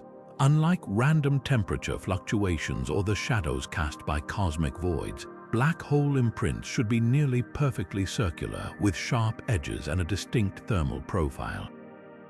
Some researchers have pointed to specific anomalies in Planck satellite data, small, unexplained cold regions that resist conventional explanations as potential candidates. One particularly intriguing cold spot in the constellation Eridanus, for instance, shows a temperature dip that's slightly too deep and too compact to be easily dismissed as noise. Could this be the grave marker of a primordial black hole, a relic from the universe's first second? The implications would be staggering. Primordial black holes are leading candidates for dark matter, the invisible substance that outweighs visible matter 5 to 1. If even a fraction of dark matter consists of these ancient objects, it could solve multiple cosmic puzzles at once, explaining the missing mass in galaxies, while also providing the seeds for the supermassive black holes that lurk at their centers. But the CMB shadows offer something even more tantalizing, a direct window into quantum gravity. The evaporation of these black holes would have been governed by the interplay of quantum mechanics and general relativity, a realm of physics we've yet to fully explore. Their shadows could preserve clues about how space-time behaves at the smallest scales, a regime no lab on Earth can probe, yet the search is fraught with challenges. The CMB is a tapestry of overlapping signals, cosmic dust, galactic emissions, and the fingerprints of later structures all compete for attention. Isolating a true primordial black hole shadow requires peeling back these layers with exquisite care, a task that demands next-generation telescopes like the Simons Observatory or CMB-S4. These instruments, with their unprecedented sensitivity and resolution, could finally spot the telltale circular patterns or spectral distortions that betray a black hole's presence. What makes this hunt so electrifying isn't just the science, it's the sheer audacity of the quest. We're using the universe's oldest light to search for objects that evaporated nearly 14 billion years ago, objects so small and fleeting they defy conventional detection. Whether these shadows are real or not, their possibility forces us to confront the wildest edges of physics, where quantum uncertainty meets cosmic destiny, and where the faintest imprints in the sky might rewrite everything we thought we knew. Deep in the cosmic microwave background's subtle fluctuations, scientists are chasing an idea so radical it could rewrite our understanding of the universe's darkest secrets. What if dark matter and dark energy aren't separate entities at all, but different faces of a single, shadowy substance? This hypothetical dark fluid would behave like a chameleon, sometimes acting as the gravitational glue holding galaxies together, other times pushing space apart with relentless force. The CMB's anomalies might be the first hints of this elusive cosmic actor, its fingerprints smudged across the oldest light we can see. The dark fluid concept flips conventional cosmology on its head. For decades, we've treated dark matter and dark energy as distinct phenomena, one clumping invisibly around galaxies, the other driving cosmic acceleration. But their coexistence has always felt coincidental, like two strangers randomly sharing a name. Dark fluid theories propose they're actually phases of a unified substance, changing behavior as the universe evolves. Picture an exotic form of matter that starts out cold and sticky, gathering into halos that sculpt the cosmic web, then gradually thins out into a repulsive force as space expands. The transition wouldn't be sudden, but a slow metamorphosis like ice melting into water, then evaporating into an invisible vapor that fills the void. This radical idea finds unexpected support in the CMB's quirks. Certain large-scale anomalies like the missing power at vast angular scales align eerily with simulations where dark fluid's dual nature alters how structure forms. In standard models, dark matter's gravity pulls plasma into predictable patterns during recombination, leaving clean acoustic peaks in the CMB. But if dark fluid's repulsive side began awakening even faintly in the early universe, it would have gently resisted this clustering, subtly suppressing the largest fluctuations. It's like trying to build sandcastles as the tide comes in. Your structures end up smaller, smoother, less defined than they'd be on dry land. Then there's the lensing tension. The CMB's light gets bent by massive objects along its path, a distortion called gravitational lensing that maps where dark matter lurks. But Planck satellite data shows slightly more lensing than lambda CDM predicts, as if invisible mass is clumping in ways our models don't account for. Dark fluid offers a tantalizing fix. If this substance's properties shifted over time, regions where it transitioned from attractive to repulsive could create extra gravitational wrinkles, amplifying lensing in specific patches. Imagine a stretchy fabric that suddenly resists being pulled. The resulting puckers would distort any light passing through.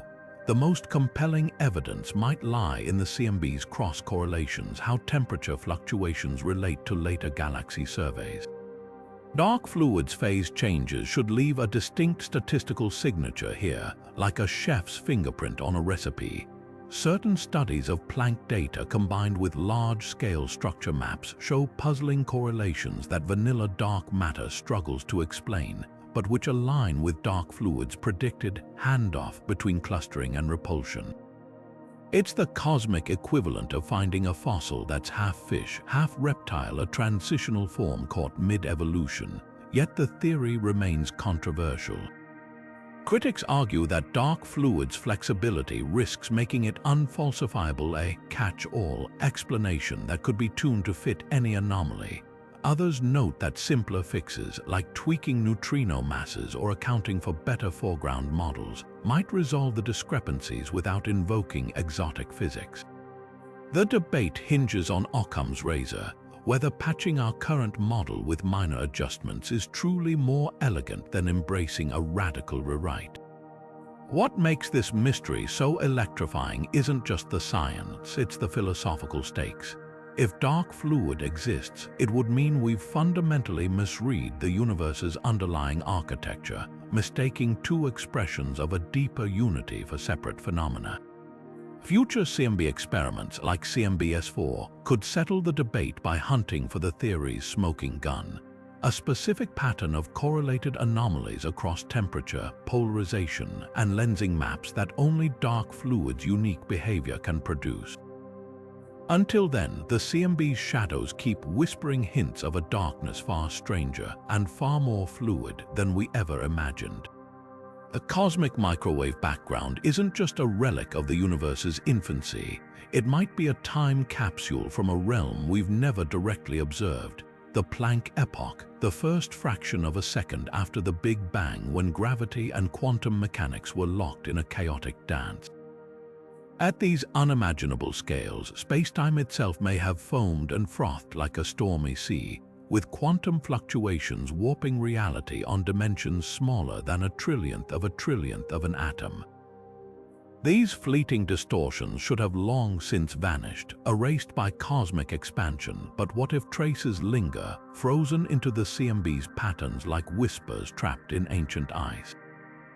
This isn't pure speculation. Quantum gravity theories, from string theory to loop quantum gravity, predict that spacetime's fundamental graininess would have influenced how primordial density fluctuations stretched during inflation. Picture a painter working on a canvas with a subtly textured surface. Even as the artwork expands, the brushstrokes retain faint echoes of the canvas's weave.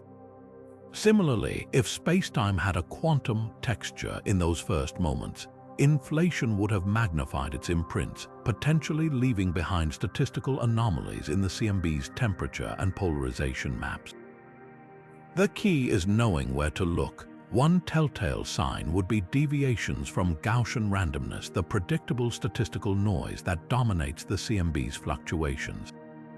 Quantum gravity effects could introduce subtle correlations between hot and cold spots at specific angular scales, like hidden signatures woven into the cosmic tapestry. Some analyses of Planck data reveal faint but persistent oddities. Certain fluctuation patterns appear slightly more clumped or twisted than standard inflation predicts. It's as if someone shuffled a deck of cards and found the same sequence of hearts repeating just a little too often, a hint that the shuffle wasn't entirely random. Then there's the spectral tilt, the CMB's power spectrum. The distribution of fluctuation sizes should follow a nearly scale invariant curve, a hallmark of inflation's smooth expansion. Yet if quantum gravity altered how fluctuations propagated in the Planck epoch, it might have left a distinctive kink in this curve, like a fingerprint smudged onto a polished surface. Some theorists argue that anomalies in the third acoustic peak's amplitude could be this smoking gun, a relic of spacetime's granularity imprinting itself on sound waves racing through the primordial plasma. The most tantalizing possibility, the CMB might encode the actual geometry of quantum spacetime. Loop quantum gravity, for instance, predicts spacetime is woven from finite, interlocking loops, a structure that could have generated distinctive spiral patterns in the CMB's polarization. String theory, meanwhile, suggests extra dimensions curled into Calabi-Yau shapes, whose gravitational echoes might manifest as anomalous lensing distortions. Hunting these signals is like trying to reconstruct a cathedral's blueprint from the way wind whistles through its ruins, a daunting task but not impossible. Of course, skepticism abounds. The Planck scale's effects would be vanishingly faint, buried under layers of cosmic noise and late-time astrophysical interference. Critics argue that current anomalies could stem from unmodeled foregrounds or plain old statistical variants, the universe rolling cosmic dice and landing on unlikely numbers.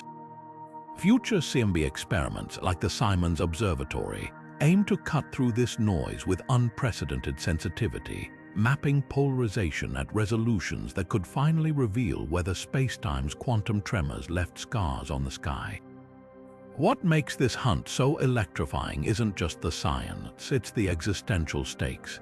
If the CMB preserves quantum gravity's fingerprints, it would bridge the last great divide in physics, uniting the infinitely large with the infinitesimally small.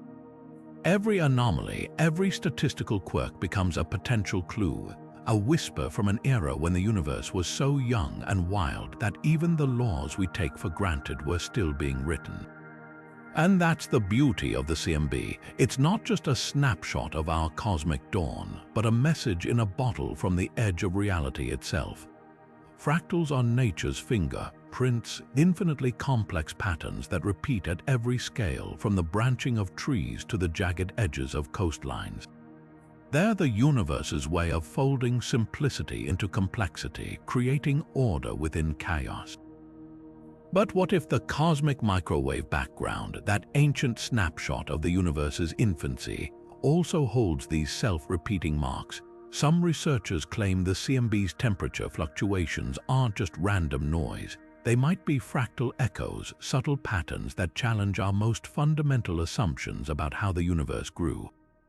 The idea isn't as far-fetched as it sounds. If inflation, the universe's explosive early expansion, unfolded unevenly, or if quantum fluctuations interacted in unexpected ways, they could have imprinted fractal-like structures onto the CMB. Imagine blowing up a balloon with tiny, irregular wrinkles. As the balloon expands, those wrinkles stretch into larger versions of themselves, preserving their original texture across scales.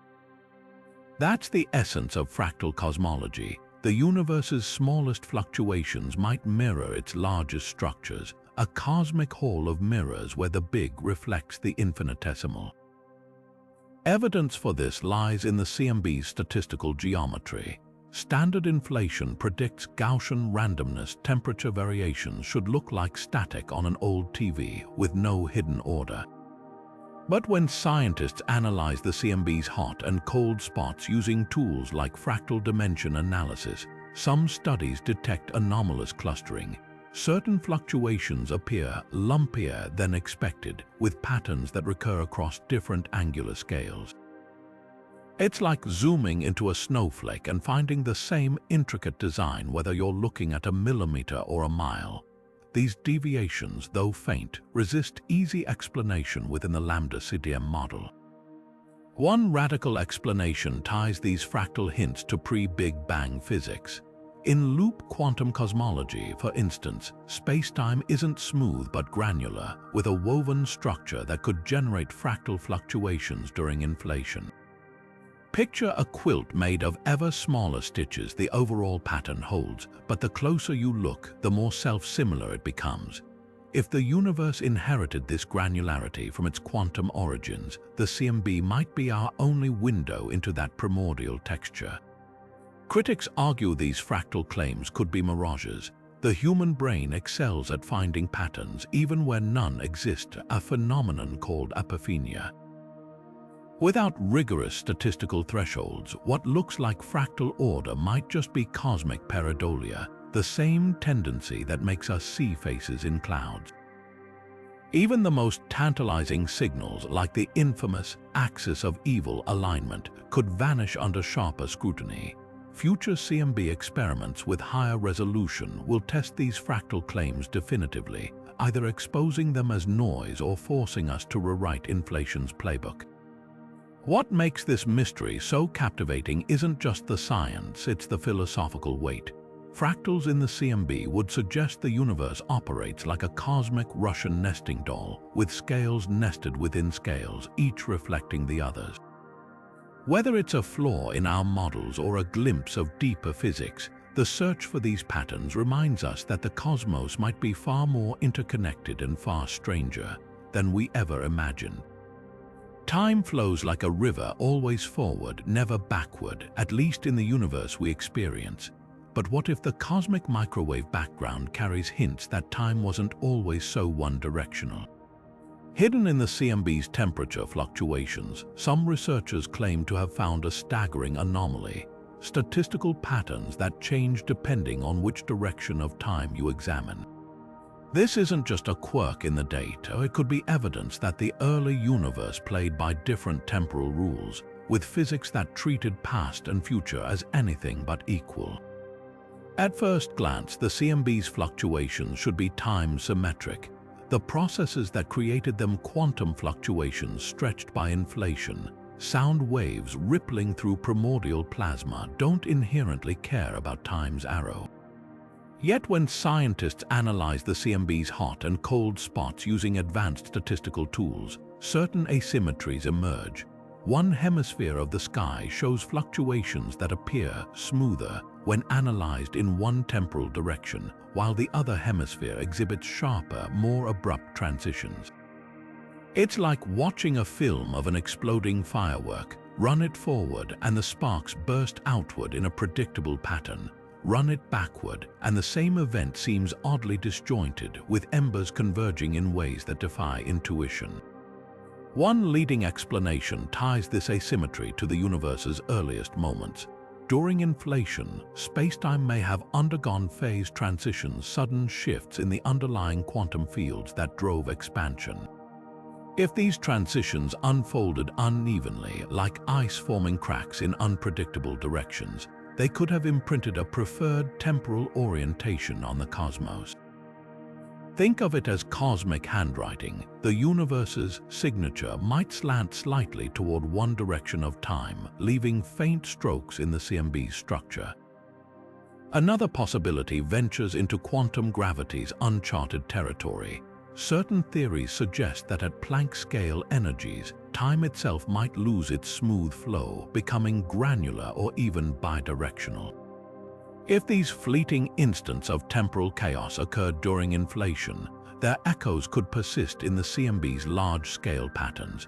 Picture a pot of water boiling, mostly uniform, but with bubbles forming and collapsing in ways that subtly favor one direction over another.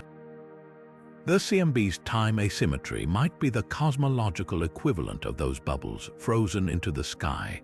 Critics argue these findings could stem from more mundane sources: galactic foregrounds, instrumental noise, or even the way we process CMB data. Yet the anomalies persist across multiple surveys, resisting easy dismissal. Future experiments like next-generation CMB telescopes with polarization-sensitive detectors could settle the debate by hunting for time asymmetric signatures in the light's twisting patterns. If confirmed, this wouldn't just rewrite cosmology, it would force us to confront the unsettling idea that time's arrow, a foundation of our reality, might have been bent or broken in the universe's first moments. What makes this mystery so profound isn't just the science, it's the philosophical vertigo it induces. Time's flow feels absolute, but the CMB whispers otherwise, suggesting that in the cosmic dawn, the rules might have been fluid enough to blur past and future. Whether it's a flaw in our measurements or a crack in time's foundation, the truth lies encoded in that ancient light, waiting to be read. Deep within the cosmic microwave background's delicate fluctuations, physicists are chasing whispers of a theory so elegant and so elusive it could rewrite the rules of particle physics: supersymmetry. This grand idea proposes that every known particle has a hidden twin, a superpartner lurking just beyond our current detection. If these shadow particles exist, they should have swarmed the early universe, subtly altering how matter clumped together. Imprints we might now find frozen into the CMB's ancient light. The search isn't just academic. Supersymmetric particles are leading candidates for dark matter, the invisible glue holding galaxies together, and the CMB. It's become our most powerful sieve, separating plausible superparticle theories from mathematical daydreams. Take the lightest supersymmetric particle, LSB, often theorized as a stable, weakly interacting massive particle WIMP. During recombination, these stealthy particles would have influenced the universe's expansion rate and how plasma cooled, leaving distinct signatures in the CMB's acoustic peaks. Specifically, their gravity would have slightly dampened small-scale fluctuations like a heavy blanket tossed over a vibrating drumhead. Planck satellite data reveals precisely this. Temperature variations at certain scales appear softer than standard models predict, as if an unseen hand were smoothing the cosmic blueprint. This suppression aligns eerily with simulations where supersymmetric dark matter subtly resisted the clumping of ordinary matter, but the plot thickens. Supersymmetry isn't a single theory, it's a sprawling family of models, each predicting different particle masses and interaction strengths. The CMB's power spectrum acts like a cosmic bouncer, checking which theories make it past the velvet rope of observational evidence. For instance, high-scale SUSY models where superpartners are too massive to have played much role in the early universe struggle to explain the CMB's lensing anomalies. Meanwhile, low-scale versions with lighter superparticles can better account for both the damping of small-scale fluctuations and the extra gravitational wrinkling seen in Planck's maps. It's as if the universe left us a forensic sketch and only certain SUSY suspects fit the description. The real tension lies in the details. Some supersymmetric models predict additional relativistic particles, like the gravitino, the superpartner of the graviton, that would have altered the CMB's peak structure in measurable ways. Yet the data shows no conclusive evidence for these extra ingredients, forcing theorists to trim their equations. Similarly, the CMB's polarization patterns constrain how strongly supersymmetric particles could have interacted with photons, ruling out entire classes of secluded dark matter scenarios. Each new cosmic microwave map is like sandpaper, slowly wearing down the rough edges of supersymmetry until only the most viable shapes remain. Critics argue the CMB's constraints might be too blunt an instrument. Supersymmetry's most compelling predictions often involve energies far beyond what recombination-era physics can probe directly. But supporters counter that the CMB's real power is indirect. By pinning down dark matter's collective behavior, it narrows the playground where superparticles could hide. Future experiments like CMB S4's ultra-precise polarization measurements will sharpen these constraints further, either cornering supersymmetry into a definitive detection or finally forcing physicists to explore darker, wilder alternatives. What makes this hunt so thrilling isn't just the science, it's the stakes. Supersymmetry promises to unify quantum mechanics and gravity, solve the hierarchy problem, and explain dark matter in one masterstroke. But the CMB doesn't care about elegance. It's a relentless referee enforcing observational truth. Every anomaly, every statistical quiver in that ancient light could be the clue that cracks the case, or the proof that nature's secrets run deeper than we ever dreamed. Imagine the universe not as an endless, featureless expanse, but as a cosmic donut where light travels in loops instead of straight lines. This wild idea isn't science fiction. Some scientists suspect the universe's true shape might be far more intricate than we've assumed, with a topology so exotic that light wraps around space itself, leaving ghostly echoes in the cosmic microwave background. If true, it would explain some of the CMB's most stubborn anomalies, rewriting not just our maps of the cosmos, but our understanding of reality's very architecture. The standard model assumes a flat, infinite universe, one that stretches forever in all directions without folding back on itself.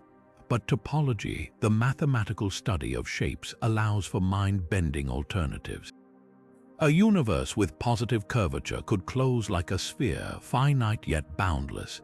Even stranger, it might twist into a torus, a donut shape where light emitted in one direction could eventually return from the opposite side, like a spaceship circumnavigating a Pac-Man world.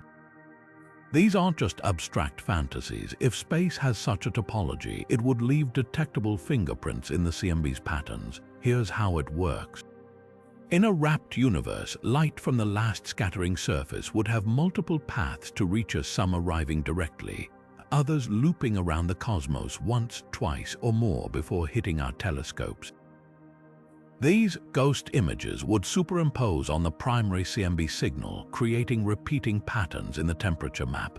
Think of standing between two mirrors. Your reflection bounces back and forth, creating an infinite hall of clones. In a toroidal universe, the CMB would exhibit similar echoes, identical circles, or correlated cold spots spaced at precise intervals, like cosmic wallpaper with a hidden repeating motif. Hunting these echoes is like searching for a hall of mirrors in a fog.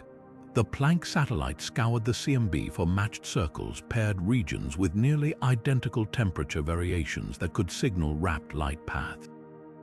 While no definitive matches were found, intriguing correlations persist at the largest scales, particularly in the quadrupole and octupole moments. Some analyses even suggest an alignment of anomalies along a preferred axis, as if the universe's hidden seams were tugging at the fabric of the CMB.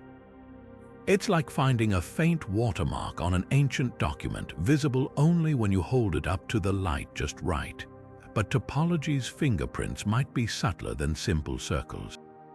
Certain exotic shapes, like the Poincare dodecahedral space, would produce more complex repeating patterns, twisted, interlocking symmetries that overlap in kaleidoscopic ways. These could manifest as unexpected correlations between distant CMB fluctuations, or as missing large-scale power where the universe's folds cancel out certain wavelengths. Imagine plucking a guitar string tied in a knot. The harmonics change, with some notes vanishing entirely. The CMB's acoustic peaks might carry similar distortions, hinting at the universe's knotted geometry. Skeptics argue these anomalies could stem from instrumental noise or foreground contamination. Yet the persistence of certain patterns, like the curiously aligned axis of evil, keeps the topology debate alive. Future CMB experiments with sharper polarization data could finally spot the telltale swirls or repeating motifs that betray the universe's true shape. Whether it's a torus, a dodecahedron, or something even stranger, one thing's clear: the cosmos might be far more intricately folded than we ever dreamed, and its creases could be hiding in plain sight. One of the most terrifying possibilities hidden in the cosmic microwave background isn't just about how the universe began, it might reveal how it could end. Lurking within the CMB's subtle temperature variations could be faint scars from a near catastrophe in the cosmos's infancy, a moment when the very fabric of reality almost unraveled in a phenomenon called vacuum decay. This isn't science fiction. According to quantum field theory, the vacuum of space isn't truly empty. It's a seething, unstable sea of potential energy. And if that energy had tipped into a lower state during the universe's first moments, the aftermath might be frozen into the CMB like a cosmic near miss. The idea hinges on a chilling quantum quirk. What we think of as empty space might not be the universe's most stable configuration. Picture a ball resting on a hilltop. It seems stable, but the slightest nudge could send it tumbling into a deeper valley. Similarly, our universe's vacuum could be metastable, hovering in a precarious high-energy state. If it ever decayed into a truer vacuum, the resulting bubble of new physics would expand at light speed, rewriting the fundamental constants of nature in its wake. Stars, atoms, even space-time itself would cease to function as we know them. The good news: we're here, so it clearly didn't happen. The spine-tingling question. Whether we came dangerously close, here's where the CMB becomes a detective. If a vacuum decay event had begun in the early universe but fizzled out, perhaps due to rapid inflation stretching the decay bubble into oblivion, it could have left behind telltale distortions in spacetime. These might manifest in the CMB as anomalous circular temperature variations, regions where photons were subtly redshifted or lensed by the fleeting gravitational shockwaves of a decaying vacuum. Imagine throwing a stone into a pond, then freezing the ripples mid-spread. That's the kind of fossilized disturbance researchers are hunting for. Some analyses of Planck data have flagged peculiar cold spots with sharp edges, anomalies that resist explanation by conventional astrophysics. Could these be the half-formed fingerprints of a decay event that almost erased reality before it began? The smoking gun would lie in the polarization patterns around these anomalies. A true vacuum decay signature would produce concentric rings of twisted B-mode polarization, the gravitational equivalent of a tree's rings marking a long-ago storm. Current telescopes lack the resolution to confirm this, but next-generation CMB experiments could spot these swirls. If they exist, the implications would be staggering. Not only would it prove our universe is metastable, but it would suggest we're living on borrowed time in a cosmic house of cards that could still collapse at any moment.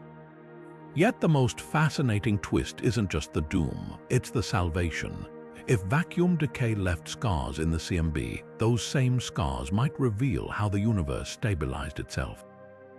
Certain theories suggest inflation could have acted as a cosmic fire blanket, smothering decay bubbles before they consumed space-time. Others propose undiscovered particles or symmetries that reinforce the vacuum's fragility. The CMB's quietest fluctuations might hold the secret to why we're still here, the answer written in the faintest of cosmic tremors. What makes this mystery so electrifying isn't just the science, it's the existential duality. The CMB isn't just a relic of creation, it could be a warning, a message in a bottle from a universe that narrowly avoided annihilation. Whether the clues are there or not, the hunt itself forces us to confront a humbling truth. Reality might be far more fragile than we ever imagined, and the light from the dawn of time could be shining a spotlight on our cosmic precariousness. The cosmic microwave background might seem like the last place to hunt for signs of consciousness after all. It's just ancient light, a fossilized echo of the universe's explosive birth. But at the fringes of cosmology and quantum physics, a radical idea persists. What if the CMB's patterns aren't just random fluctuations, but reflections of something far stranger? A handful of theorists propose that the very act of observation could have imprinted itself on the universe's oldest light, weaving the influence of consciousness into the fabric of reality itself. This isn't just poetic speculation. The hypothesis traces its roots to quantum mechanics' most perplexing quirk, the observer effect, where particles seem to choose their state only when measured. Scale this up to cosmic proportions, and you get the so-called participatory universe model, where conscious observers might play an active role in shaping reality's structure. In this view, the CMB's temperature variations aren't merely relics of quantum noise stretched by inflation. They could be the cumulative imprint of trillions of conscious acts across space and time, a cosmic canvas subtly molded by observation. The most vocal proponents point to odd alignments in the CMB, like the axis of evil, as potential evidence of this phenomenon. Regions where fluctuations appear suspiciously ordered, as if looked at more intently than others. Skeptics, unsurprisingly, dismiss this as metaphysical fantasy. The observer effect operates on microscopic scales, where quantum uncertainty reigns, not on the cosmic stage where classical physics dominates.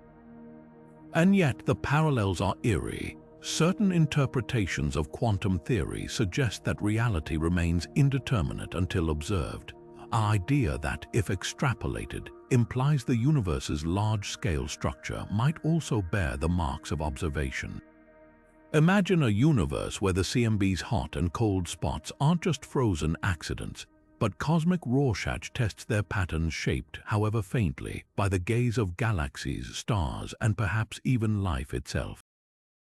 The wildest version of this idea, that the CMB could encode a kind of proto-consciousness, a universal awakening woven into space-time. Some theorists speculate that if consciousness is fundamental to reality, rather than an emergent property of brains, then the universe's earliest moments might have carried its seeds. The CMB's fluctuations in this scenario wouldn't just reflect density variations, they'd be the first flickers of a cosmos learning to observe itself. Picture a dormant mind slowly stirring, its thoughts etched into the sky as whispers of heat and cold. Of course, mainstream science balks at these claims. The burden of proof is astronomical, and no mechanism exists to explain how consciousness could influence photons that decoupled from matter billions of years before life arose. But the allure persists, fueled by the CMB's lingering anomalies, those stubborn wrinkles that refuse to fit neatly into standard models. Whether it's a crackpot fantasy or a crack in the foundation of materialism, the consciousness connection forces us to confront an unsettling question. What if the universe isn't just a thing we observe, but a process we're part of? And what if the proof has been staring us in the face all along, written in the oldest light there is? What makes this idea so captivating isn't its plausibility, it's the sheer audacity of the question. The CMB isn't just a scientific tool, it's a mirror reflecting back our deepest uncertainties about reality's nature. Whether it reveals a universe shaped by consciousness or simply the limits of our imagination, one thing's certain: the cosmos has never felt so intimate or so mysterious.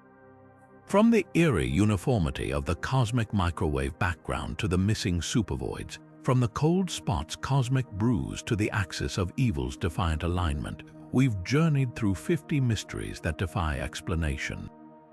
Each one is a breadcrumb leading us deeper into the unknown, a whisper from the universe's infancy that refuses to be ignored. The CMB isn't just a snapshot of the past, it's a living puzzle, a treasure trove of cosmic riddles that challenge everything we think we know about space, time, and the very fabric of reality. And the wildest part, these aren't just gaps in our knowledge, they're doorways to new physics, to parallel universes, to dimensions we can't yet perceive. But this isn't the end of the story. The next generation of CMB telescopes, like the Simons Observatory and CMB S4, are already gearing up to peer deeper into this ancient light with unprecedented precision. These instruments won't just sharpen the image, they'll listen for whispers we've never heard before. Could they finally catch the primordial gravitational waves that inflation predicts? Will they spot the twisted fingerprints of cosmic strings or the ghostly echoes of a multiverse collision? The answers might be hiding in the polarization patterns we've yet to decode, or in the statistical anomalies we've only begun to notice. What's thrilling isn't just the technology, it's the humility it demands. Every time we think we've got the universe figured out, the CMB throws another curveball. Maybe dark energy isn't constant. Maybe dark matter interacts in ways we've never imagined. Or maybe, just maybe, the cosmos is playing by rules we haven't even written yet. That's the beauty of these mysteries. They're not dead ends, they're invitations to wonder, to question, to keep looking up. So what's your favorite CMB enigma? Is it the haunting hemispheric asymmetry, the universe's lopsided whisper, or the phantom corridors of missing galaxies that defy gravity's grasp? Drop your theories in the comments, because the best part of science is the conversation, the collective thrill of chasing answers together. After all, the CMB isn't just our cosmic birth certificate. It's a story we're all still reading, one astonishing chapter at a time, and the next page, well, it's waiting to be